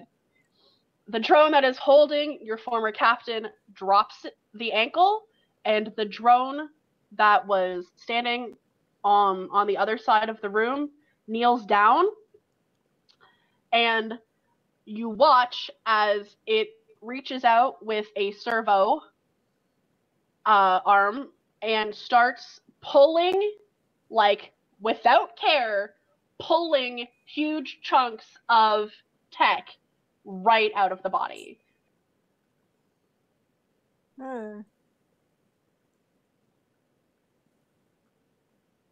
Again, morbid fascination. And then what is considered like a will saving throw or a composure check? Gut check. Control command. That's what I usually use. Yeah, I think we're all gonna have to make a gut check on that. Yeah, I'm making one. What's the difficulty, I'll- Steph? Would we make them as our characters or as our board characters? You would make them as your actual characters experiencing that. Okay. And I will let you set the personal difficulty. But let me know what it is before you roll.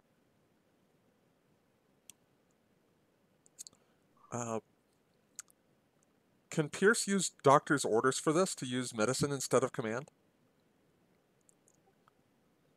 No, probably not. No, because you're not ordering someone to do something. But given his medical background, I'm going to say his difficulty would be 1. What do you think? That's fair, yeah.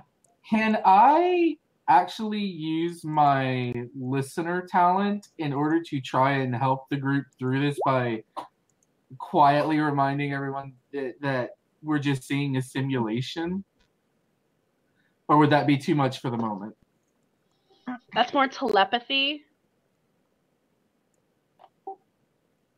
Telepathy? I think that's what Bianca's gonna do. Yeah. Oh, well, no, So- it's, I get a +1 d20 on tax to advise or consent to convince others. I just didn't know if that would apply. Would you be doing it wordlessly, or would you be speaking? Okay, yeah, I see what you mean there. So probably not then. Like, if you're saying, like, don't forget this is just a simulation, I would let you do that. But That's if pretty much what I was gonna do, just reminding them that this is a simulation. It's a simulation. He's also trying to convince himself, so. I will let you add it to your own role, yes. Okay. Like, kind of like as a pep talk. I'm gonna say that Bianca's difficulty is 2 because she has been in Starfleet long enough that she's seen some shit, but she's not necessarily like gore conditioned. That's fair. Jonas is I'm gonna make it a 3 because there's a personal tie to recognizing what his people might have gone through. Yeah. Yeah, I'd that's concur. totally fair. And I'm going to use my composure focus. All right. You are rolling with your actual characters, not your drones. Yeah. Okay, and I don't think I have any focuses that apply. Oops. Okay, Bianca, not doing so hot. Jonas, really not doing so hot. Bianca throws up in the corner. Cool. Jonas is cold and clammy, and he has a very accelerated heart. And was that yours before, Dawn? Yeah. Okay, yeah, Pierce's. Pierce is okay, but only because he has seen some shit like since medical school. Yeah. You're like this is fucked up, but you're like, this is a simulation. Jonas, you're like, this is a simulation, and I'm not okay. And Bianca, you're like, oh, I think I'm good. I'm nope.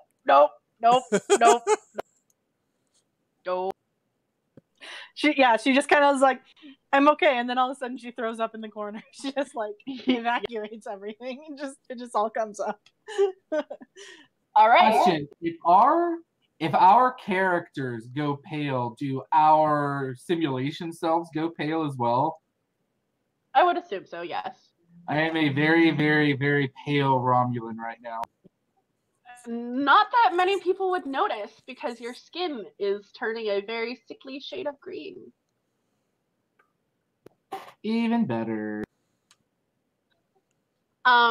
So as you watch and this drone takes the one that removed all of the parts takes the dead body, he takes the pieces, he puts them somewhere on his person, his droneson, and drags the body off without care. The remaining drone crosses back through the room and stands in front of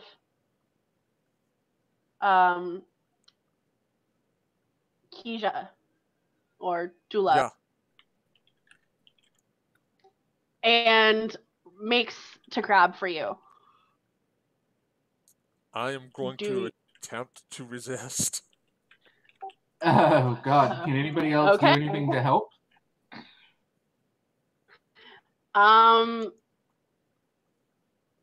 You can try and interpose yourself between the two of them.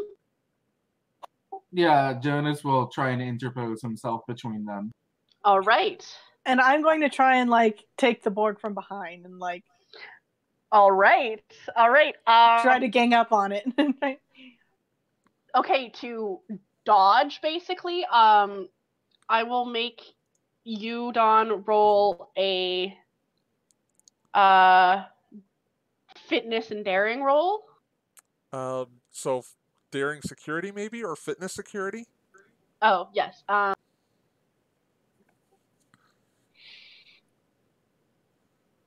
Fitness security. Okay. And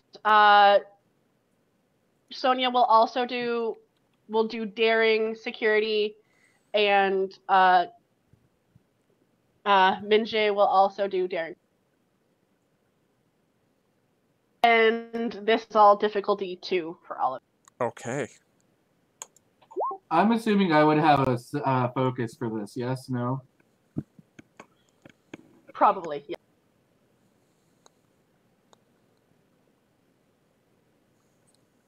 And it's daring security?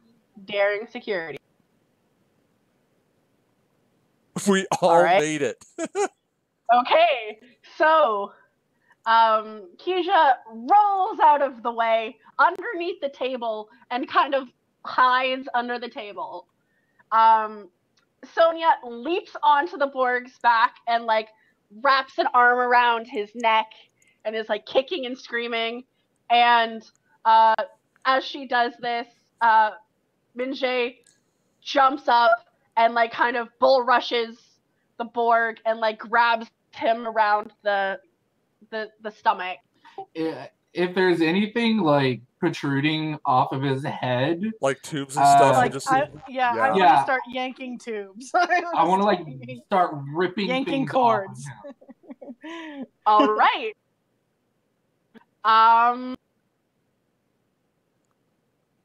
Both of you make an unarmed strike attack.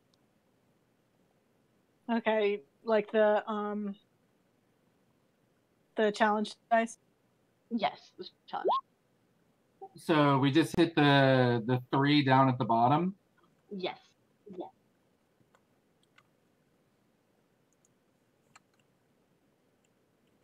Ooh, boy. That is still against a resistance of 3, however. It is. So, Sonia yanks and rips something? Maybe it's part of the suit. Maybe it's something useful. You're not sure. But something breaks. Minjae grabs onto like his eyepiece and you just snap it. Like in your hand. Like it snaps off. And he kind of flails around and slams Sonia back against the wall and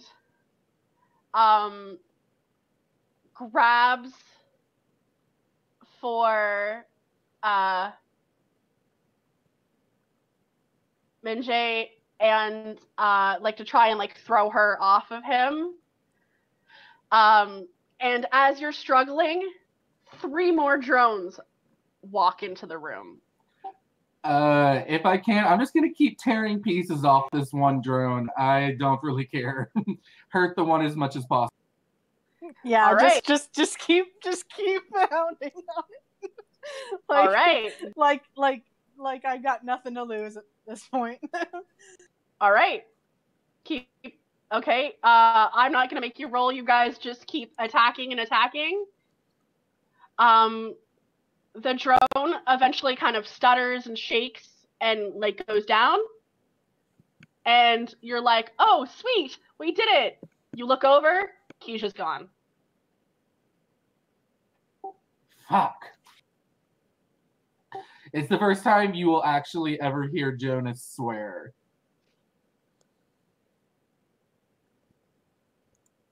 Are there any other drones in the room, or is it just us in the one malfunctioning? It's the 2 of you and the malfunction. While you were distracted, they took Keisha. Damn it.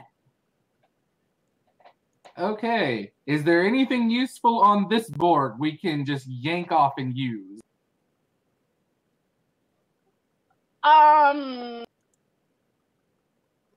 You can try.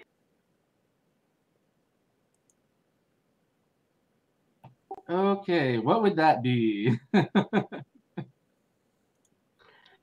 It's going to be a pretty high check because they're not meant to be taken apart by hand. Eh.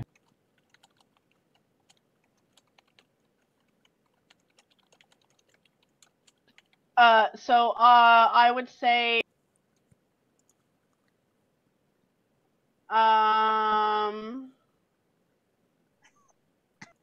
maybe, what do you think? Control engineering? Or insight engineering, maybe, yeah.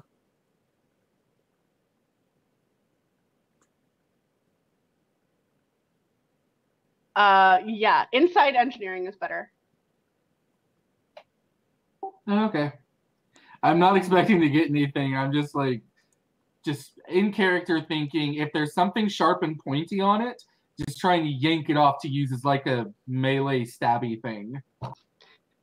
That's fair. No, that totally makes sense in these circumstances. Yeah, I'm gonna like see if there's like something on its like arm that's like sharp and bladey. All right, I will let you assist. All right, cool.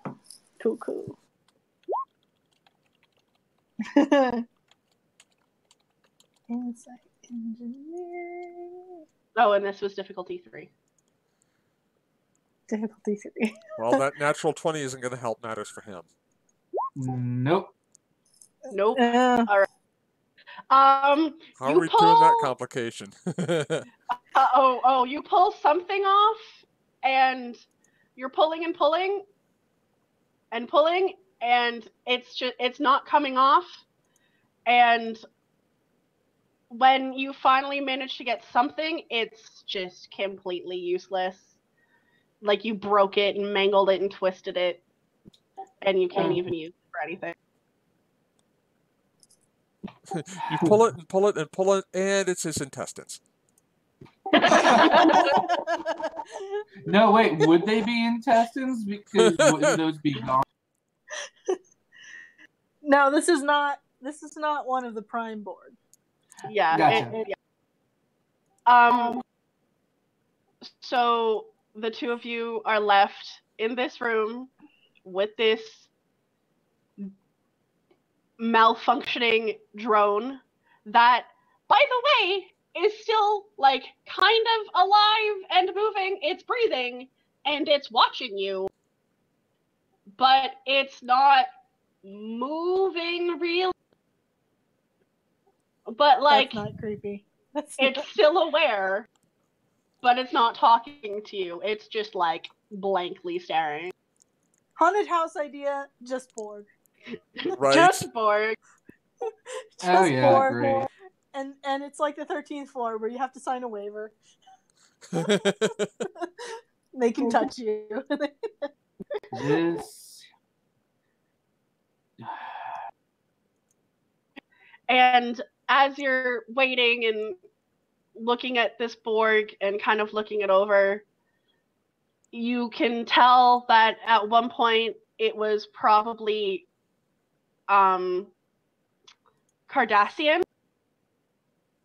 Like you can see the sort of definitive head ridges and eye socket ridges. The shoulder things, yeah. Yeah.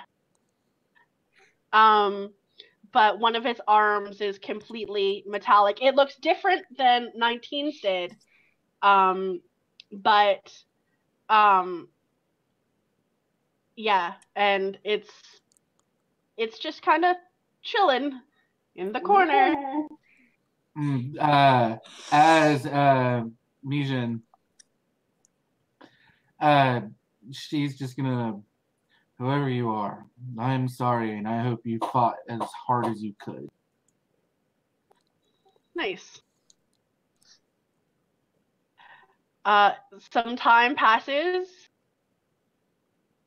and the longer it's going on, the more like you just start to feel sick, like even sicker than before. And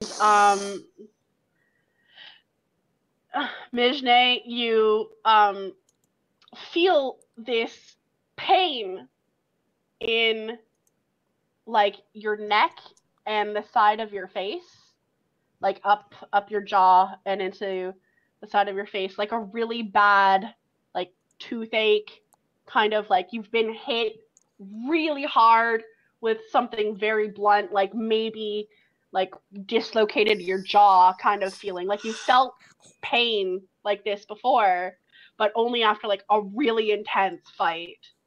And it starts slowly, and then it starts to build and build and build and build and build until it's like almost blinding.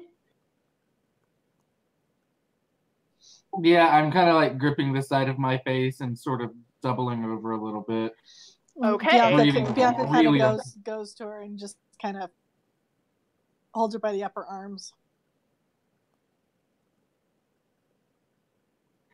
All right.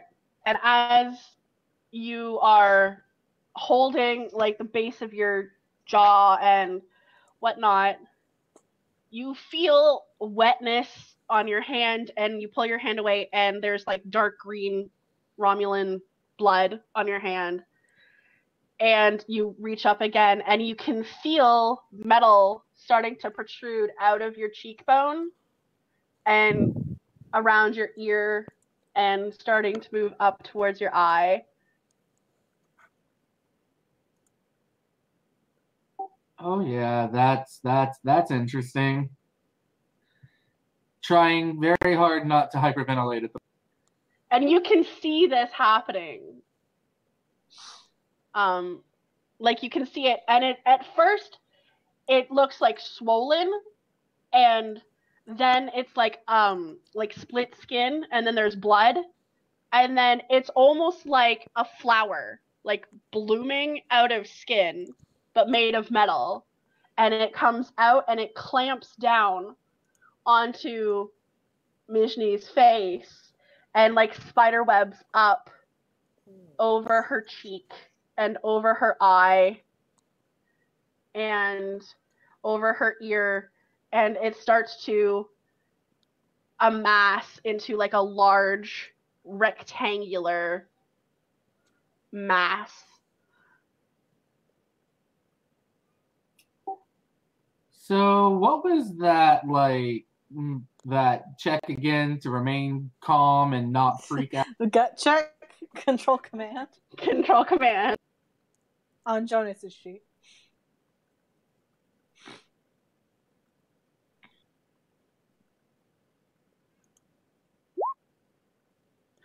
Okay. Made that though.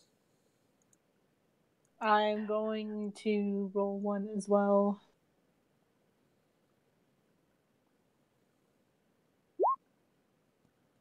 Made that one. Okay.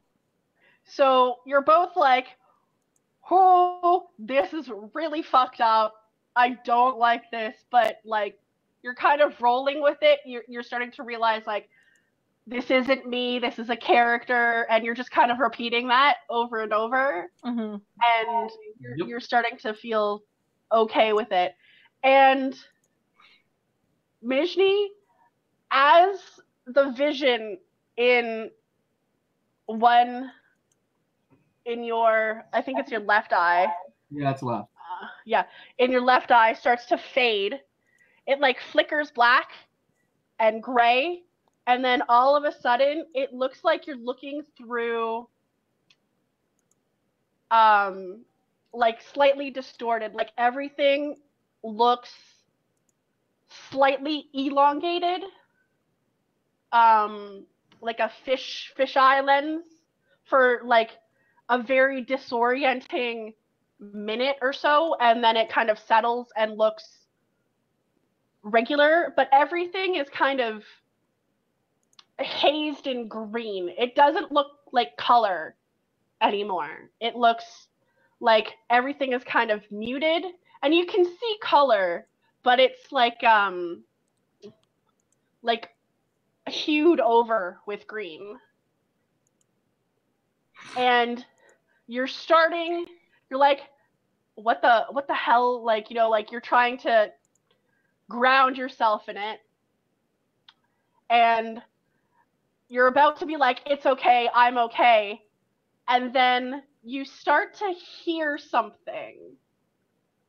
Shite. and you're like, what is that? And you kind of pause and you listen, and you're like, hey, do you hear that? And Yeah, do you hear that? Hear what? And you're straining to listen because it's so far away. And you're like, what is that? And all of a sudden, you're gone.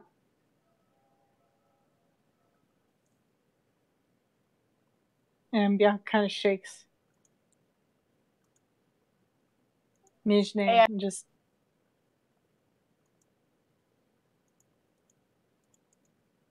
Mijne? Mijne?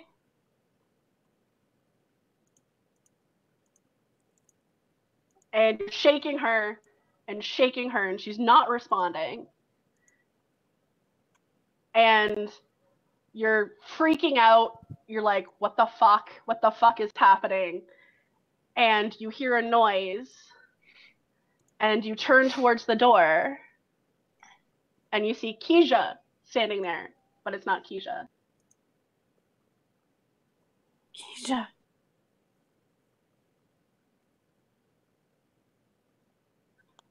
And Oh you my reach God. out. You reach out, and then everything goes black. And all you hear is a wave of sound that hits you like right in the back of your head, and it hurts. And it's the most painful experience. And you're clawing like you're drowning in water, and you're trying to keep yourself above the surface. And you're holding on to it. You're like, no, I'm here, I'm here, I'm here, I'm here. And you're screaming and you're crying and you're just freaking out. And all you can hear is just noise and sound, and none of it makes sense. And it's too many voices and it's too loud. And then all of a sudden, you're just riding the wave. And you're like a calm ship in an ocean, and everything is fine. And you are Borg.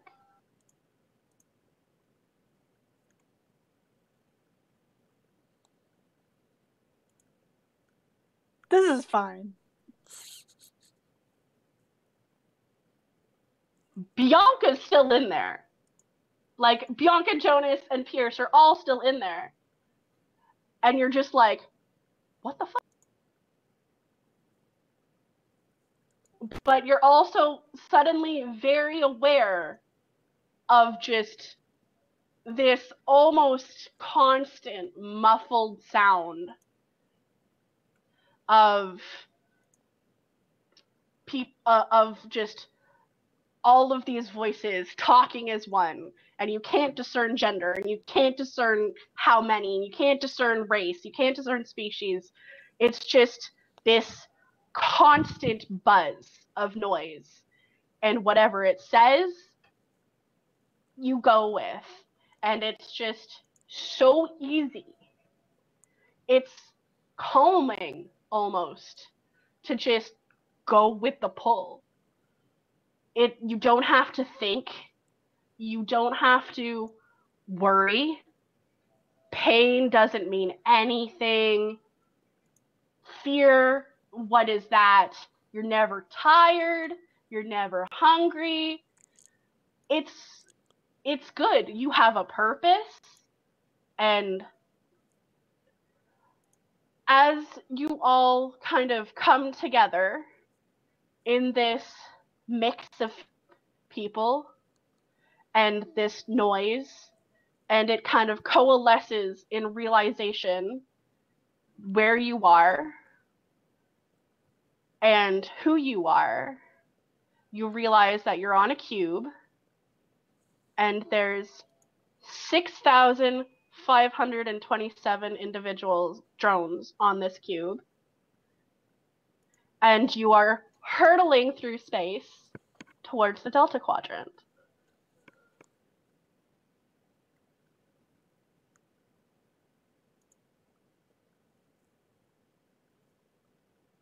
Oh boy.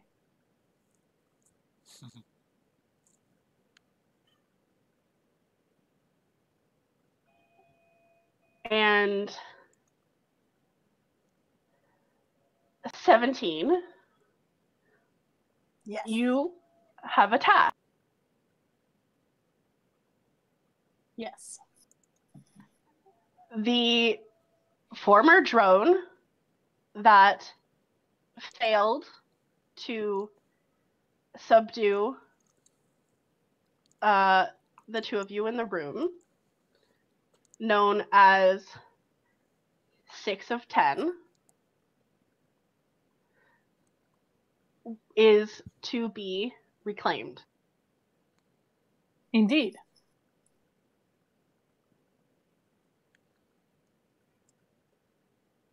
So I guess I'm going to take 6 of 10 and drag him out of the room.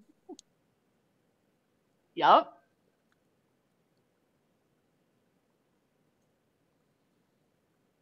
And Bianca is watching this happen, like, just passively.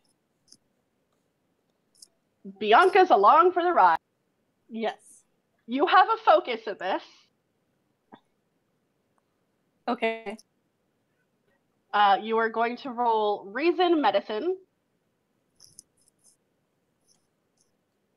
Reason medicine. Okay. And it's difficulty 0. Okay. Excellent. You gain 3 momentum for the pool. So you reach down and with your sensors, you scan over the drone and you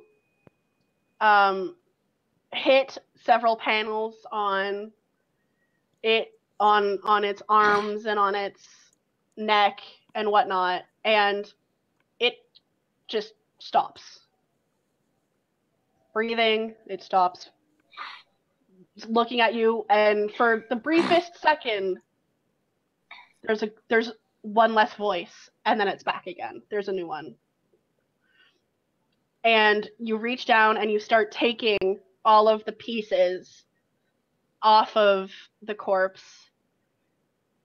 and you put it where it's meant to be reclaimed into the ship. And then you take the leftover useless pieces of meat and you airlock them, and they're gone. Just, chores. It's fine. Chores. That's a good way of putting it. Doing board chores. And Board chores. And you go around and you service and maintain any drones that may have been injured in the skirmish. Most of them have sustained very little damage, small flesh reparations. You oversee the remaining assimilation of any of the leftover Federation crew, along with several other drones. You assist in removing limbs and replacing them with servos, and replacing eyes and replacing them with eyepieces. This is fine. And though you don't know any of the people that you're doing this to and their holograms, part of you, in the simulation, has attachment to these people, but it's not there anymore. So go with that as you will. This is fine. This is fine. 3, you are assigned to any superficial repair duties on the vessel.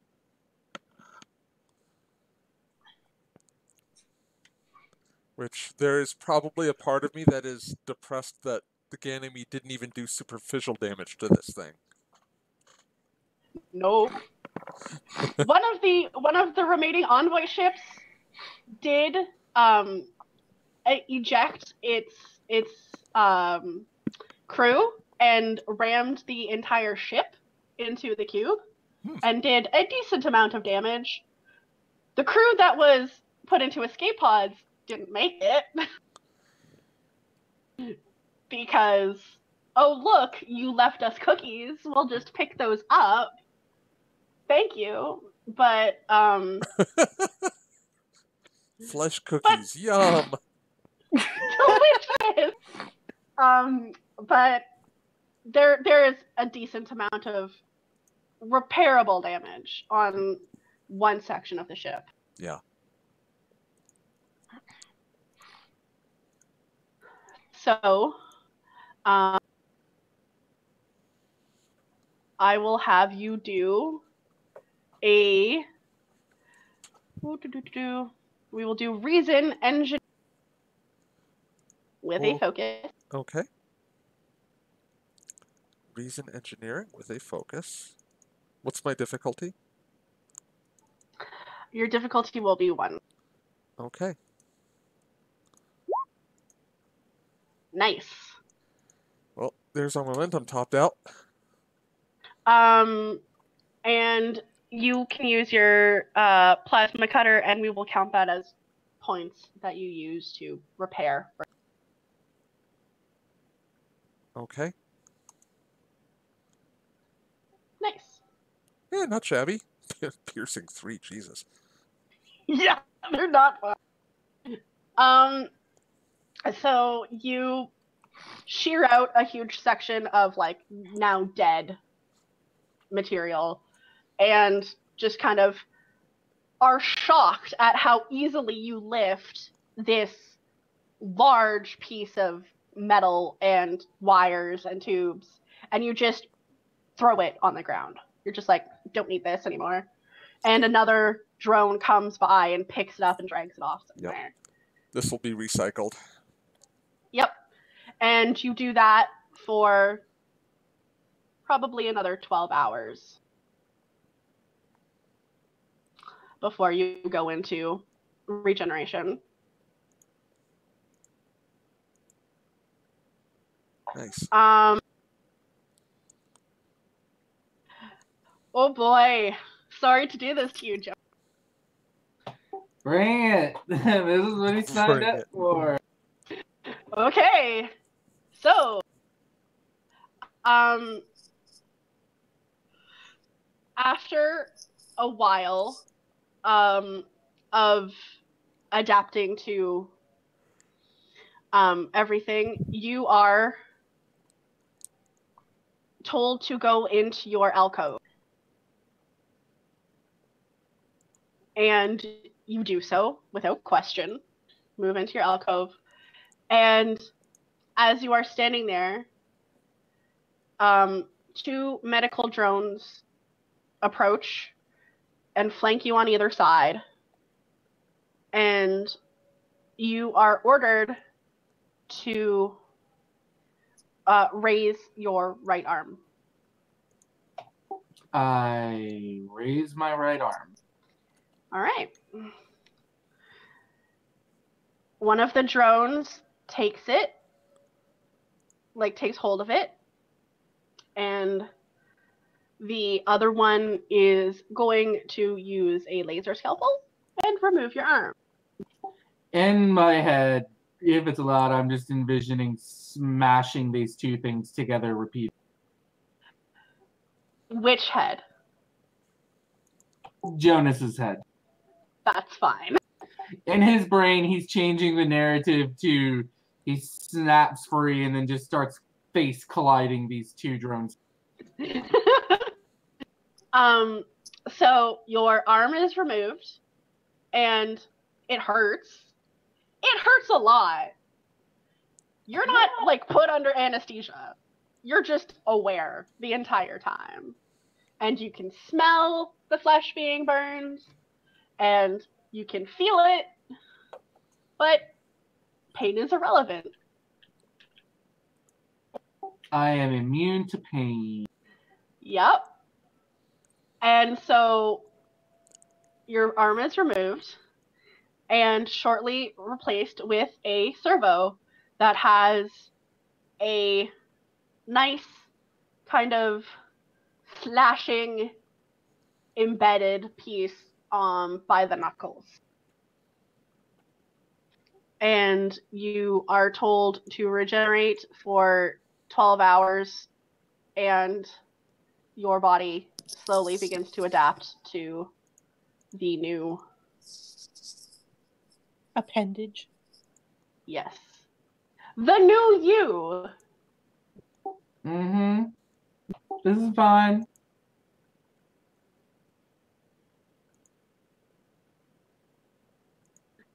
All right.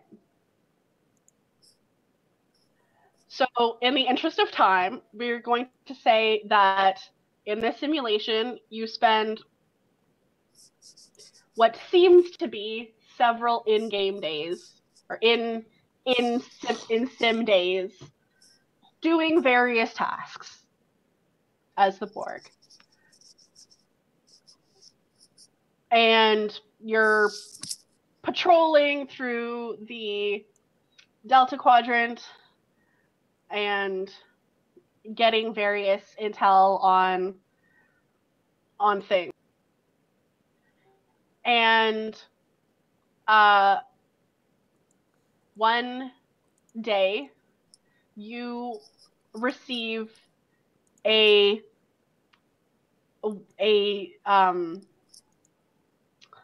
not distress call, but you receive a call through the hive that there is a sphere undergoing attack by several Herodian ships, and you are within distance to offer assistance.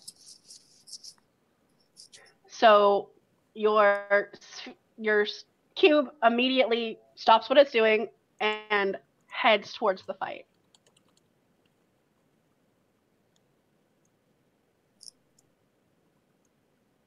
Cool. That's fine.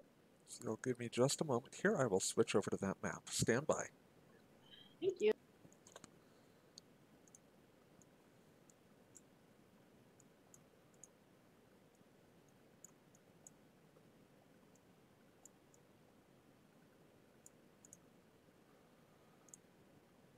Let's see.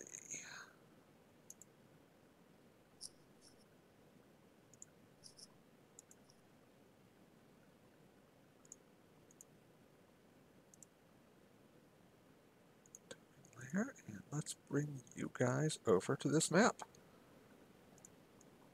Hey. Nice.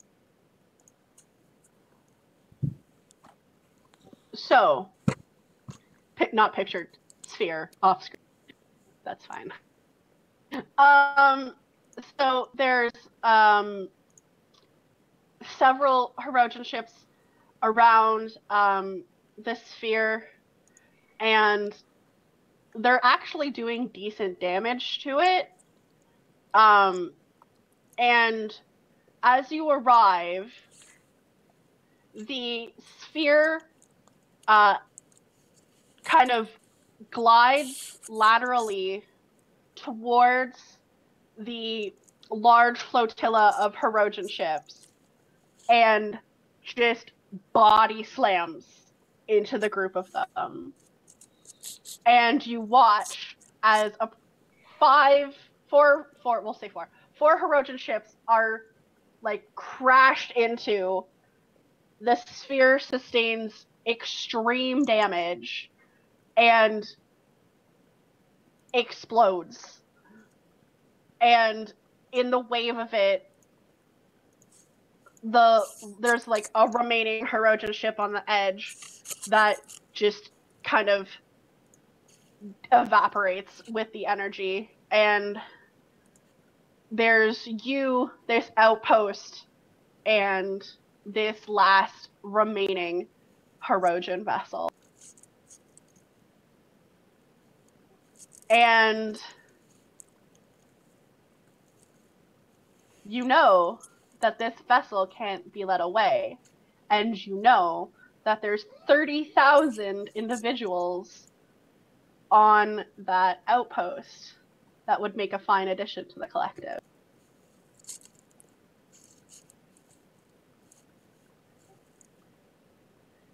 So, instead of being dispatched to the ship, you are going to be dispatched to the outpost. The three of you, along with a large contingent of other drones, beam onto the outpost.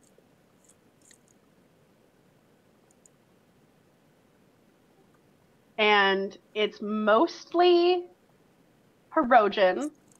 There's a few other kind of vassal species. People that they've decided to let amuse themselves. And they're putting up a decent fight. But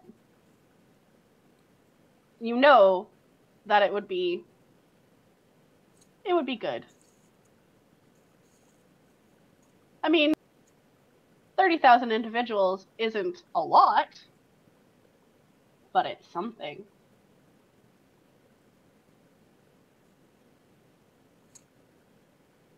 All right. Okay, then. And as a tactical drone, 9, this is your wheelhouse. Uh-huh. Yep, it's fine. Everything's fine. Let's go, Borgy stuff. Let's go, Porky stuff. Go, Borg powers.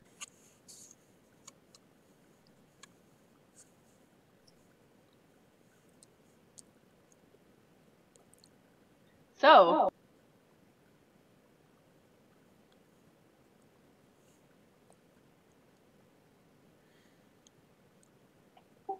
So, Yes. who's doing what?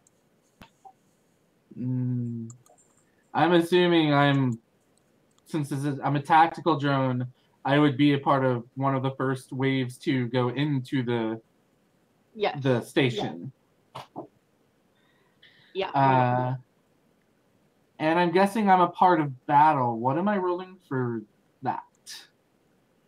Battle is fitness. Sorry, no, daring. Yeah, daring security. And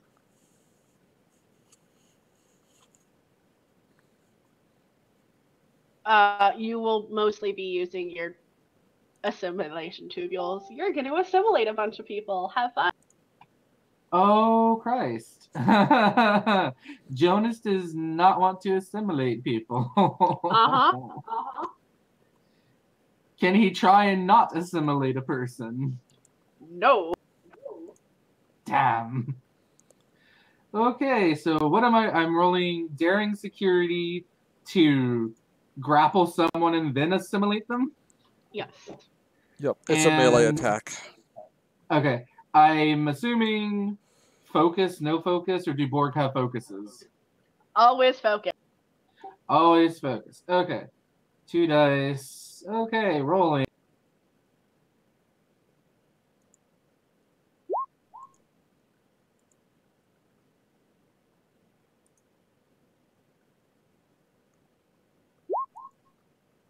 Ooh, yeah. All right, roll them tubules. And I'm just pushing the button, right? Yep. The what are they called? The little delta symbol.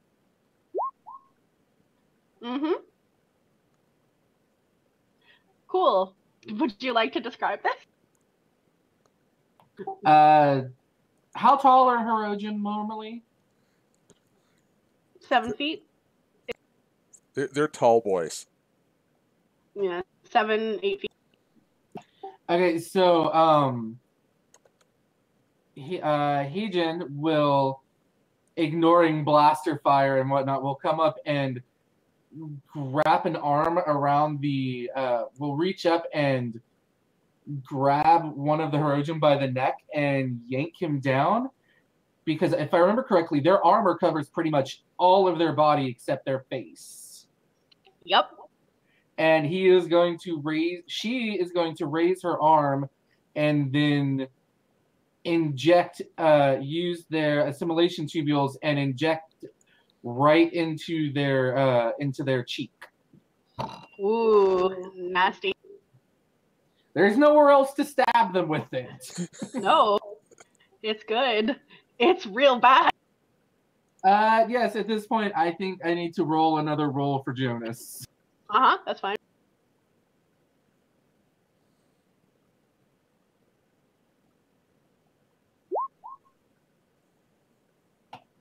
One short, because I'm just making all of his checks here a 3. All right. Does Jonas want to stop the simulation? No, he's gonna go. He's not handling this well, but he's not stopping. Okay. He made a promise to himself that he would see this through to the end. All right. There's just no telling what will happen once it's over. Yeah, that's fair. All right. So this goes on for several waves. Next series of waves is tactical drones. And you are asked to assimilate the base. Not the people, but the base itself. Oh, that's interesting. Okay. So I just need to find a console and just... No, not you. Technical, not you. not tactical. Oh, I'm sorry. I thought she said tactical. No worries. So, 3, you head over with a contingent of drones. 3 will comply. Very good.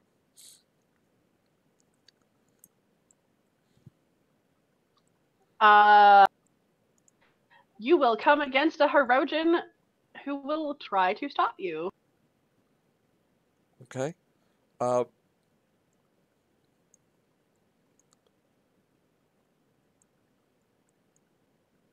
Since we haven't been sent to assimilate the Herodian, 3 is going to assume that they are irrelevant, therefore not worth the assimilation tubules, and is going to prepare to use a plasma cutter to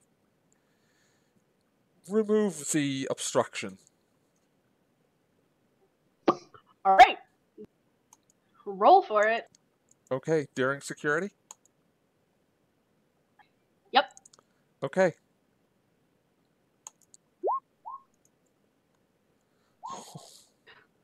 Fuck, these guys can't roll. These poor Herodian. All right.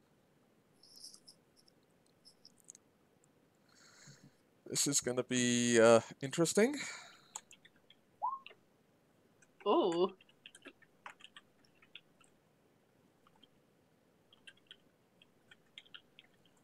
Because that's certainly enough damage to kill it.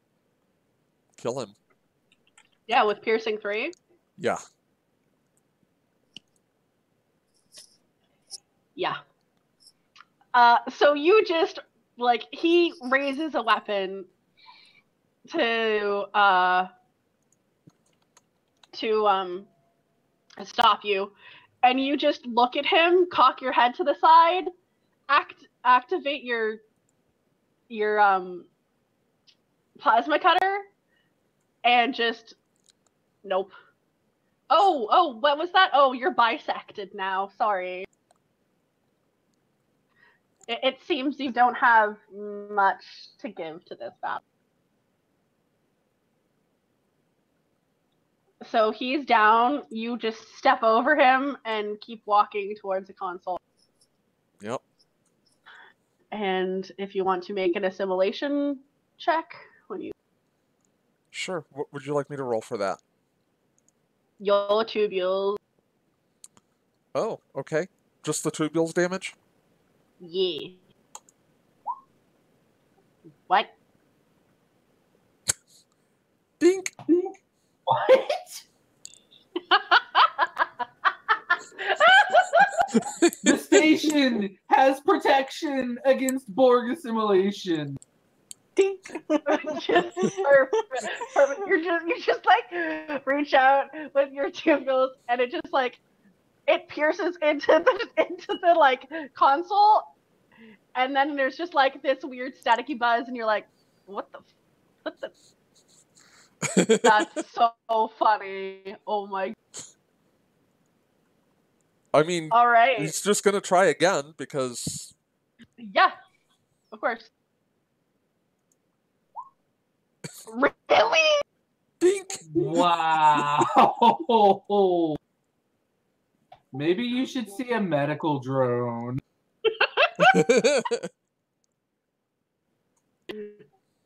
Is it rolling the right amount of dice? You know, unfortunately, there's no way to tell. But let's see, 3 plus 4. I'll just do this.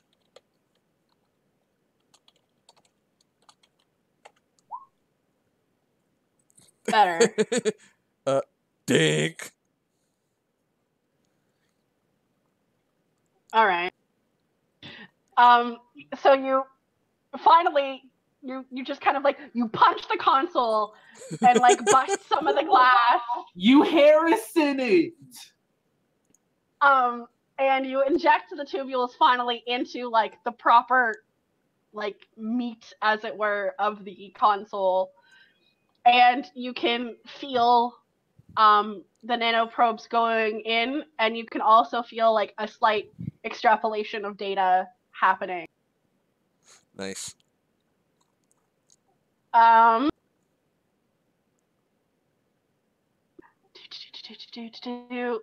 Herodian is gonna try and shoot 9. Bring it. No, why am I rolling so many 20s? Does this? Oh, I don't have anything that returns fire. Never mind. Yeah. I mean, aside from their weapon, which, given that complication, may have done something, but. Yeah. Oh my god. They just shoot, and they're just like they're more like covering fire for like a bunch of other Herodians at this point. Yay! Am I able to like move after the one that shot me and try and assimilate them? Absolutely. Why wouldn't you? Okay. Security, daring.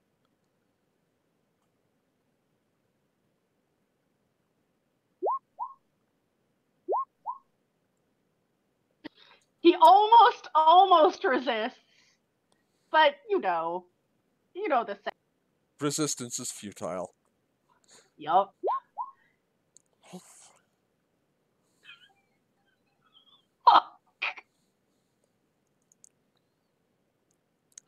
I'm not gentle. I just kind of, instead of the cheek, I just jam it in his eye. Oh! Right in the squishy part. The path of least resistance. Oh. He's not wrong. And 17, you're not there because so far there hasn't been much need for medical, but you're getting like a constant feedback of what's happening.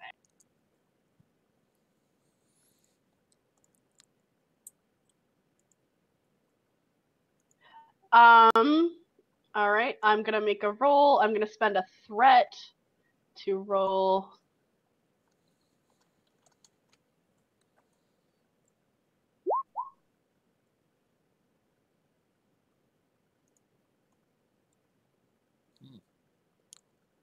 About 1 success. Unless they have a high thing, then that 16 might be counted. Yeah, or a focus. Yeah. Then that would be either 3 or just 2. Why is it not here? What are you looking for? Oh, I thought that there was, but it doesn't matter. I'm gonna say that they succeed. Okay. So, you hear an alarm go off in the back. And all of the lights start flashing red. It doesn't affect you. It's fine. Oh. But you hear over the console, or not the consoles, over the intercoms, that a self-destruct has been put in place.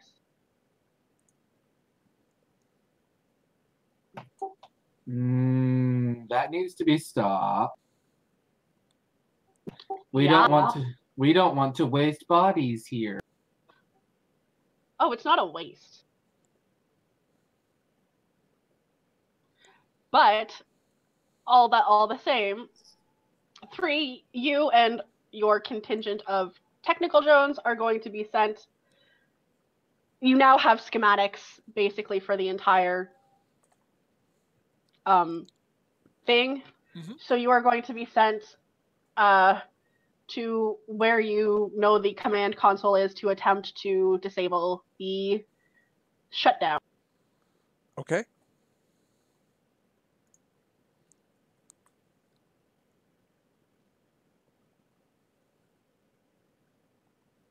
I was going to make this an extended task, but I don't know how to do those, so it's just going to be a series of... Okay, that's fine too.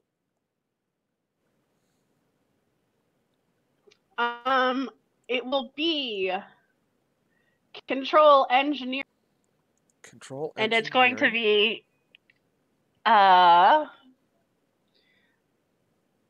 it'll be 2 checks, one to locate the off switch and one to switch.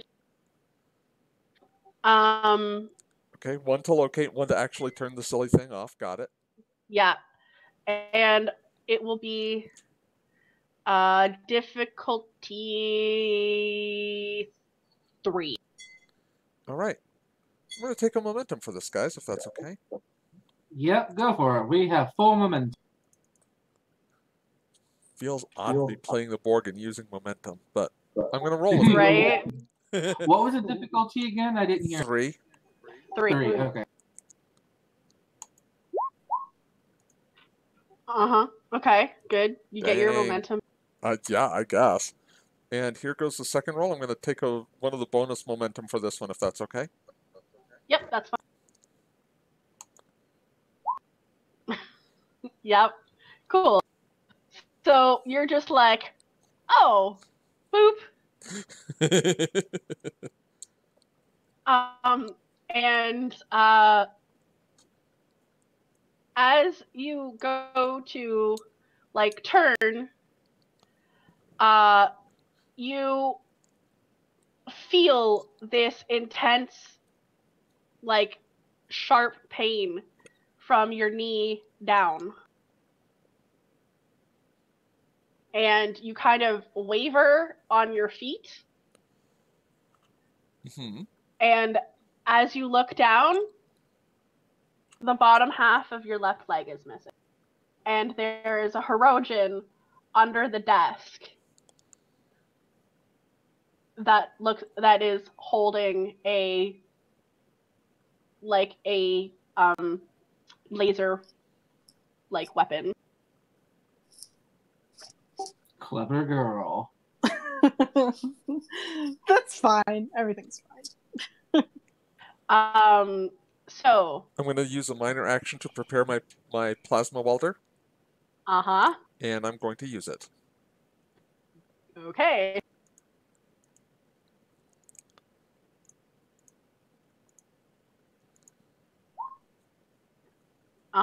Okay, I will oppose. I will take a threat for this. Okay. Oh, almost makes it. You sound so heartbroken. One of them was gonna be a hero, and then no, dead. instantly dead. Um, Now that we're actually Borg, we're like, this rules! You'd think that. so Wait, we're the already baddies. your body is starting to adapt, and you can feel the nanoprobes closing over the weapon, or not the weapon, the wound. Yeah. And like sealing it closed. You will need assistance in moving, but you're fine. Yeah. Okay then. The rest of everything just goes smoothly. You lose a couple of hundred Borg, but you gain a lot of new friends. New friends. And you gain a new space station. Hooray! And as you are brought back onto the cube, you can already see the changes being made to the station. It's already starting to look more and more like it's starting to like spiderweb out, and you can see like some of the Borg tech starting to grow over it. Yeah, nice. It'd be so cool if it just wasn't terrifying.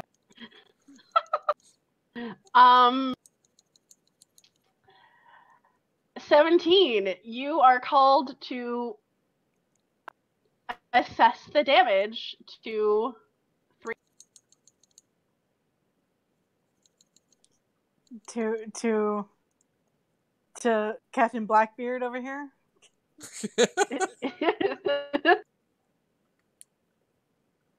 All right.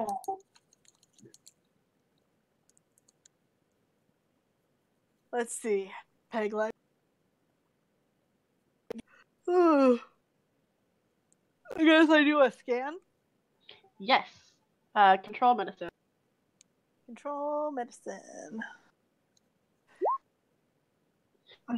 Ooh, okay.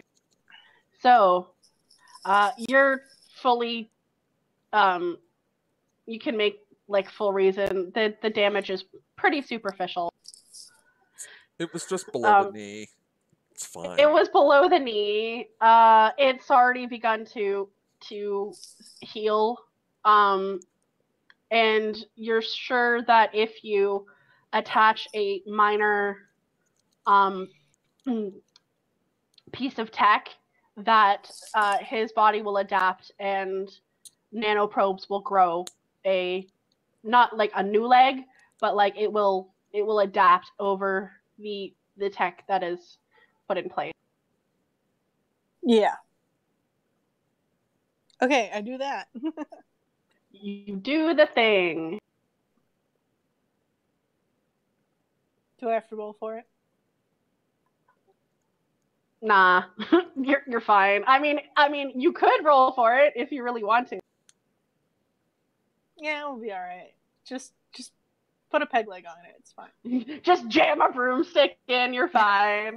Everything's cool. Take the metal rod that Borg keep stuffed up their asses and just plug that in. I was like not paying attention when that happened. I know someone's like got amputated, but I forget whose it was. It's all good. Whose leg got chopped off? Mine. Dog. Oh. But clever girl. Eventually,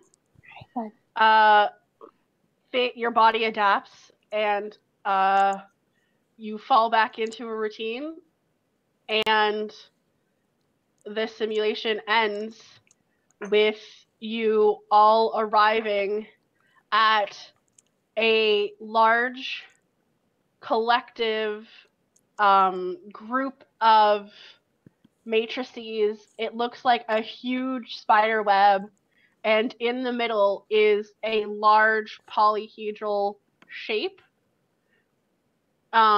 It looks like a hexagon, like a three-dimensional hexagon. Thank you. You're welcome. Yes. Like a dodecahedron. And it's like in the middle of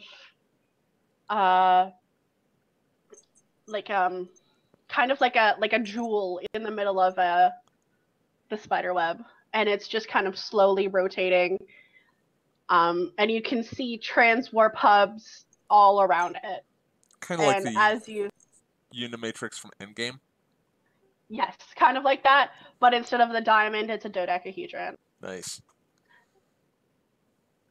You all see that the simulation ends, and the three of you are just standing in the holodeck. Jonas. Do we looks make like a final gut check?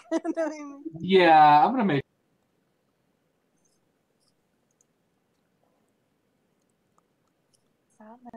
Stop messing. Stop. Jonas looks like shit. If he could look worse than shit, he looks like that.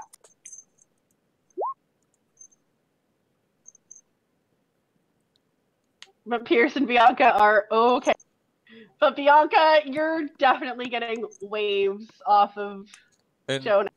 Looking over at Jonas, Pierce is going to run a medical tricorder on him and kind of sit him down and be like, okay, deep breaths, calm, and start walking him through some basic treatment for anxiety. Yeah, I will say, he's very close to passing out from Bianca's gonna reach out to Jonas.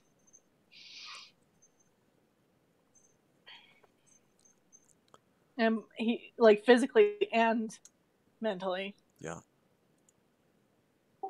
Mentally, it's like over and over in his brain. It's his thoughts. She's gonna try and calm him. Yeah, she's just gonna hear, my people went through this, my people, just like over and over again. And she's going to try and reassure him that, it's over now. So if I can take the reins back over, Steph. Yep. I'm just gonna say that as you're doing that, 19 is gonna walk in with 3 bottles of water and 3 bars of dark chocolate, but kind of just stand off to this. But nice. How about you? Yeah. Jonas, Sarah, what is Bianca saying, or what is she thinking as she's trying to reassure she's Jonas? just trying to think calming thoughts, and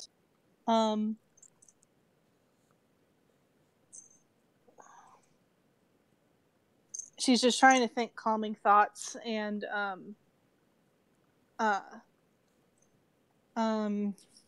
and just it's over.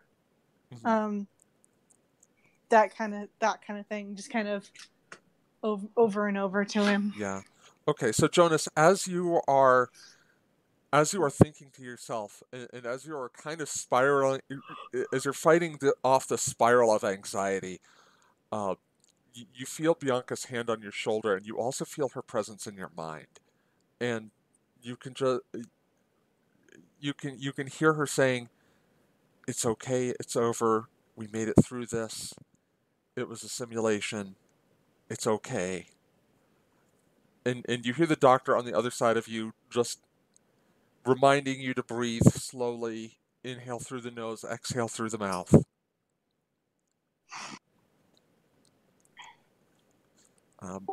Let's have you make another control command roll. The difficulty this time is going to be 1. Gotcha.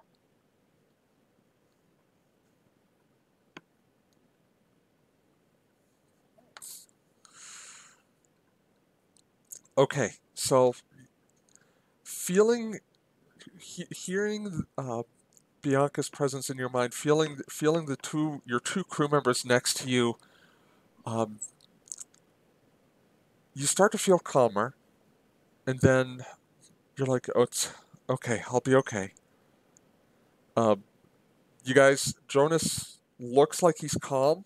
He pats, he touches your hand, Bianca, and says, "It's all right. I'll be okay."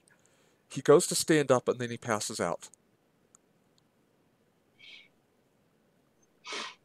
And she's going to be there to catch him.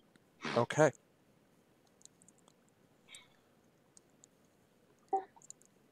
Oh boy! This is fine! Falls over. We will change scenes to sickbay, where, Jonas, you find yourself waking up on a bio bed. You figure probably about 10 minutes later, 15 minutes.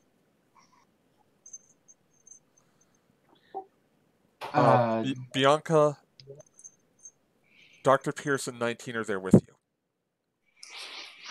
19 is not looking at you. You going to be all right there? Jonas is gonna take a moment and probably very quickly wipe his eyes because he probably wasn't having the best of dreams. He wasn't dreaming at all. Oh, okay, cool. He's gonna sit up very slowly, and he'll nod. I think I'll be fine. That was an experience. It was very intense, and judging from your physiological reactions, I think we're probably going to want to have some counseling sessions to help you through the after effects. I think we'll probably need that. Yeah, I'm not saying no to that.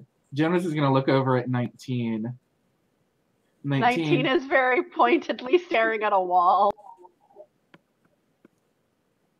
19.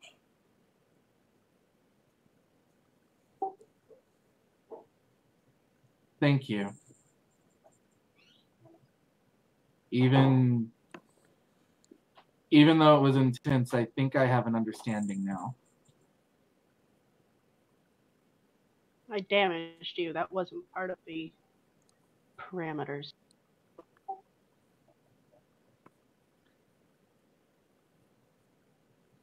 But it's okay. I'm fine for the time being, and with some help from the doctor, I'll be even better. And I think that's the point. I don't know anyone who could go through that and not come out somewhat damaged from it. But I think it's important to be damaged by that.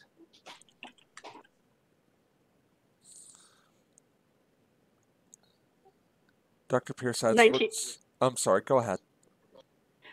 19 just holds up a bar of chocolate towards you.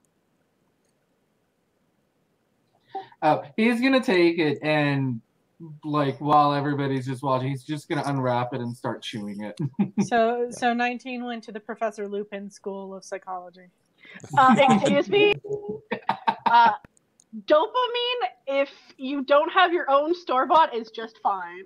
That's right.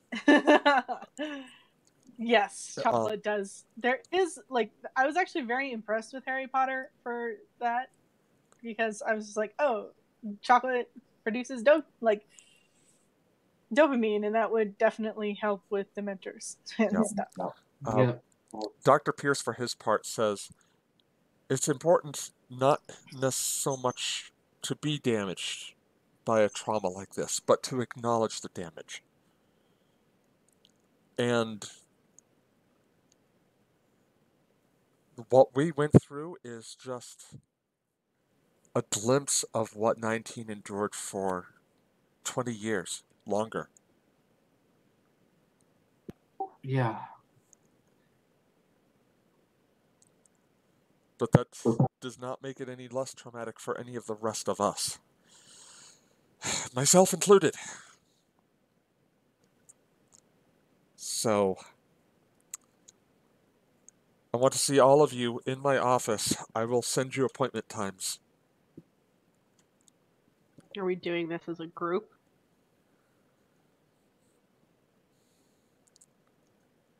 I think that might actually be helpful, at least for one session. Yeah. 19. I think you should. I think you should. If the captain is all right with it, I think this should be something that others should be able to go through if they want to try it.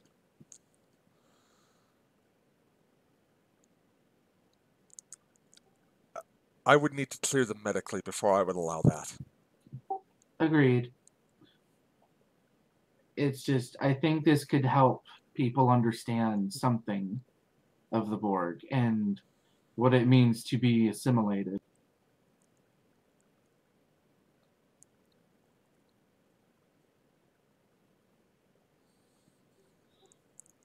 "19 is gonna look at Jonas.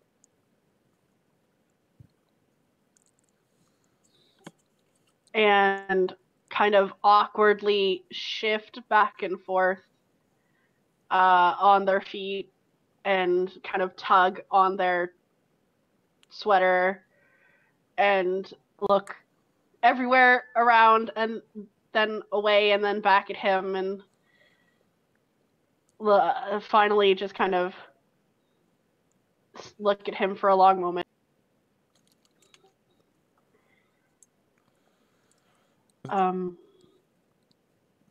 And that is when Bianca's communicator chirps. Bianca, what? I said that, and that is when Bianca's communicator chirps. Captain West here. Captain Catalia here. I need you on the bridge. On my way. Doctor, am I cleared to report to the bridge to my station? Physically, you're in good health. Just,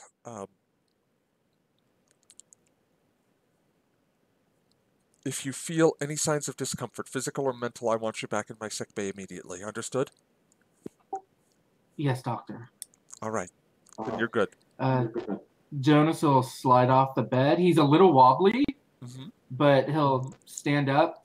And as he's going to move towards the door, he's going to stop by 19. And he's slowly, so that she can see it, he's going to reach out and give 19 a hug. Aww. 19 is... Sorry, go ahead. Is going to stand there really awkward and then just kind of like pat his shoulder and help him walk to the turbo.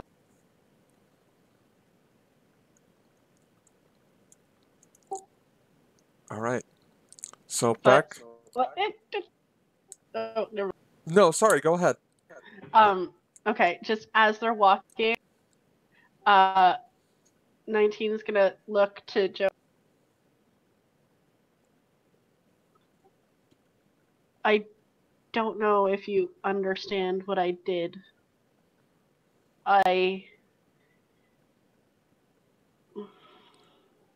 With your character. I think I got the gist of it. I was a Romulan, and I had a very interesting designation.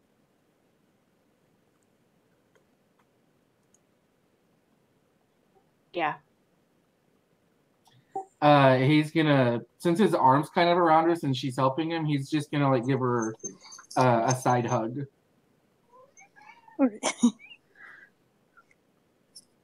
And I just watch him get on the turbo lift before heading back to medbay. Before the doors close, he's just gonna give her a wink as they close. You're not helping things. Say that again? He's not helping things. Oh. He's trying to reassure her that he's fine. Even though he is probably not fine. Oh no, he's not. He is not fine. But totally worth it. Back on the bridge, Catalea approaches Bianca as you step onto the bridge and says, Captain, I've got something I need you to see. Something what? Something I need you to see. The Starfleet's Starfleet activated the transwarp gateway about an hour ago when you and the other senior officers were still in the simulation. Normally You're that cutting wouldn't- out. Sorry. Starfleet activated the transwarp gate about an hour ago when you and the other senior officers were still in the simulation. I'm getting the transwarp gate. Starfleet Okay. activated the transwarp gate and Yes. nothing after that. While you were still in the simulation, they activated the gate. They what? They activated the gate while you guys were in the holodeck. Okay. They were expecting a Starfleet vessel to be the first one on the other side. It wasn't. What do you mean? The first ship that came through was a Ferengi shuttle. Was a what? Was a Ferengi shuttle. A small Ferengi craft, and it cloaked as soon as it came through. Ferengi cloaked? Do they have cloaking technology? They probably could buy it. This one apparently did. Question: did they get sensors readings? Was it a normal Ferengi ship? Catalea did get sensor readings. What would you like to know?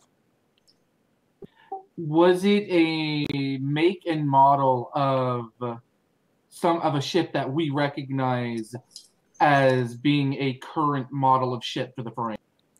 It was a current model of Ferengi vessel, yes, and it was a small craft. So that would mean a handful of people, or like one or two? One person, one Ferengi on board.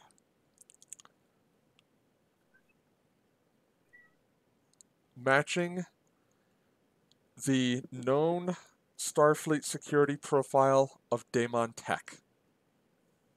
God damn it! Daemon what? Daemon Tech. Daemon what? Tech. God damn it. And that's where we're going to end tonight's episode.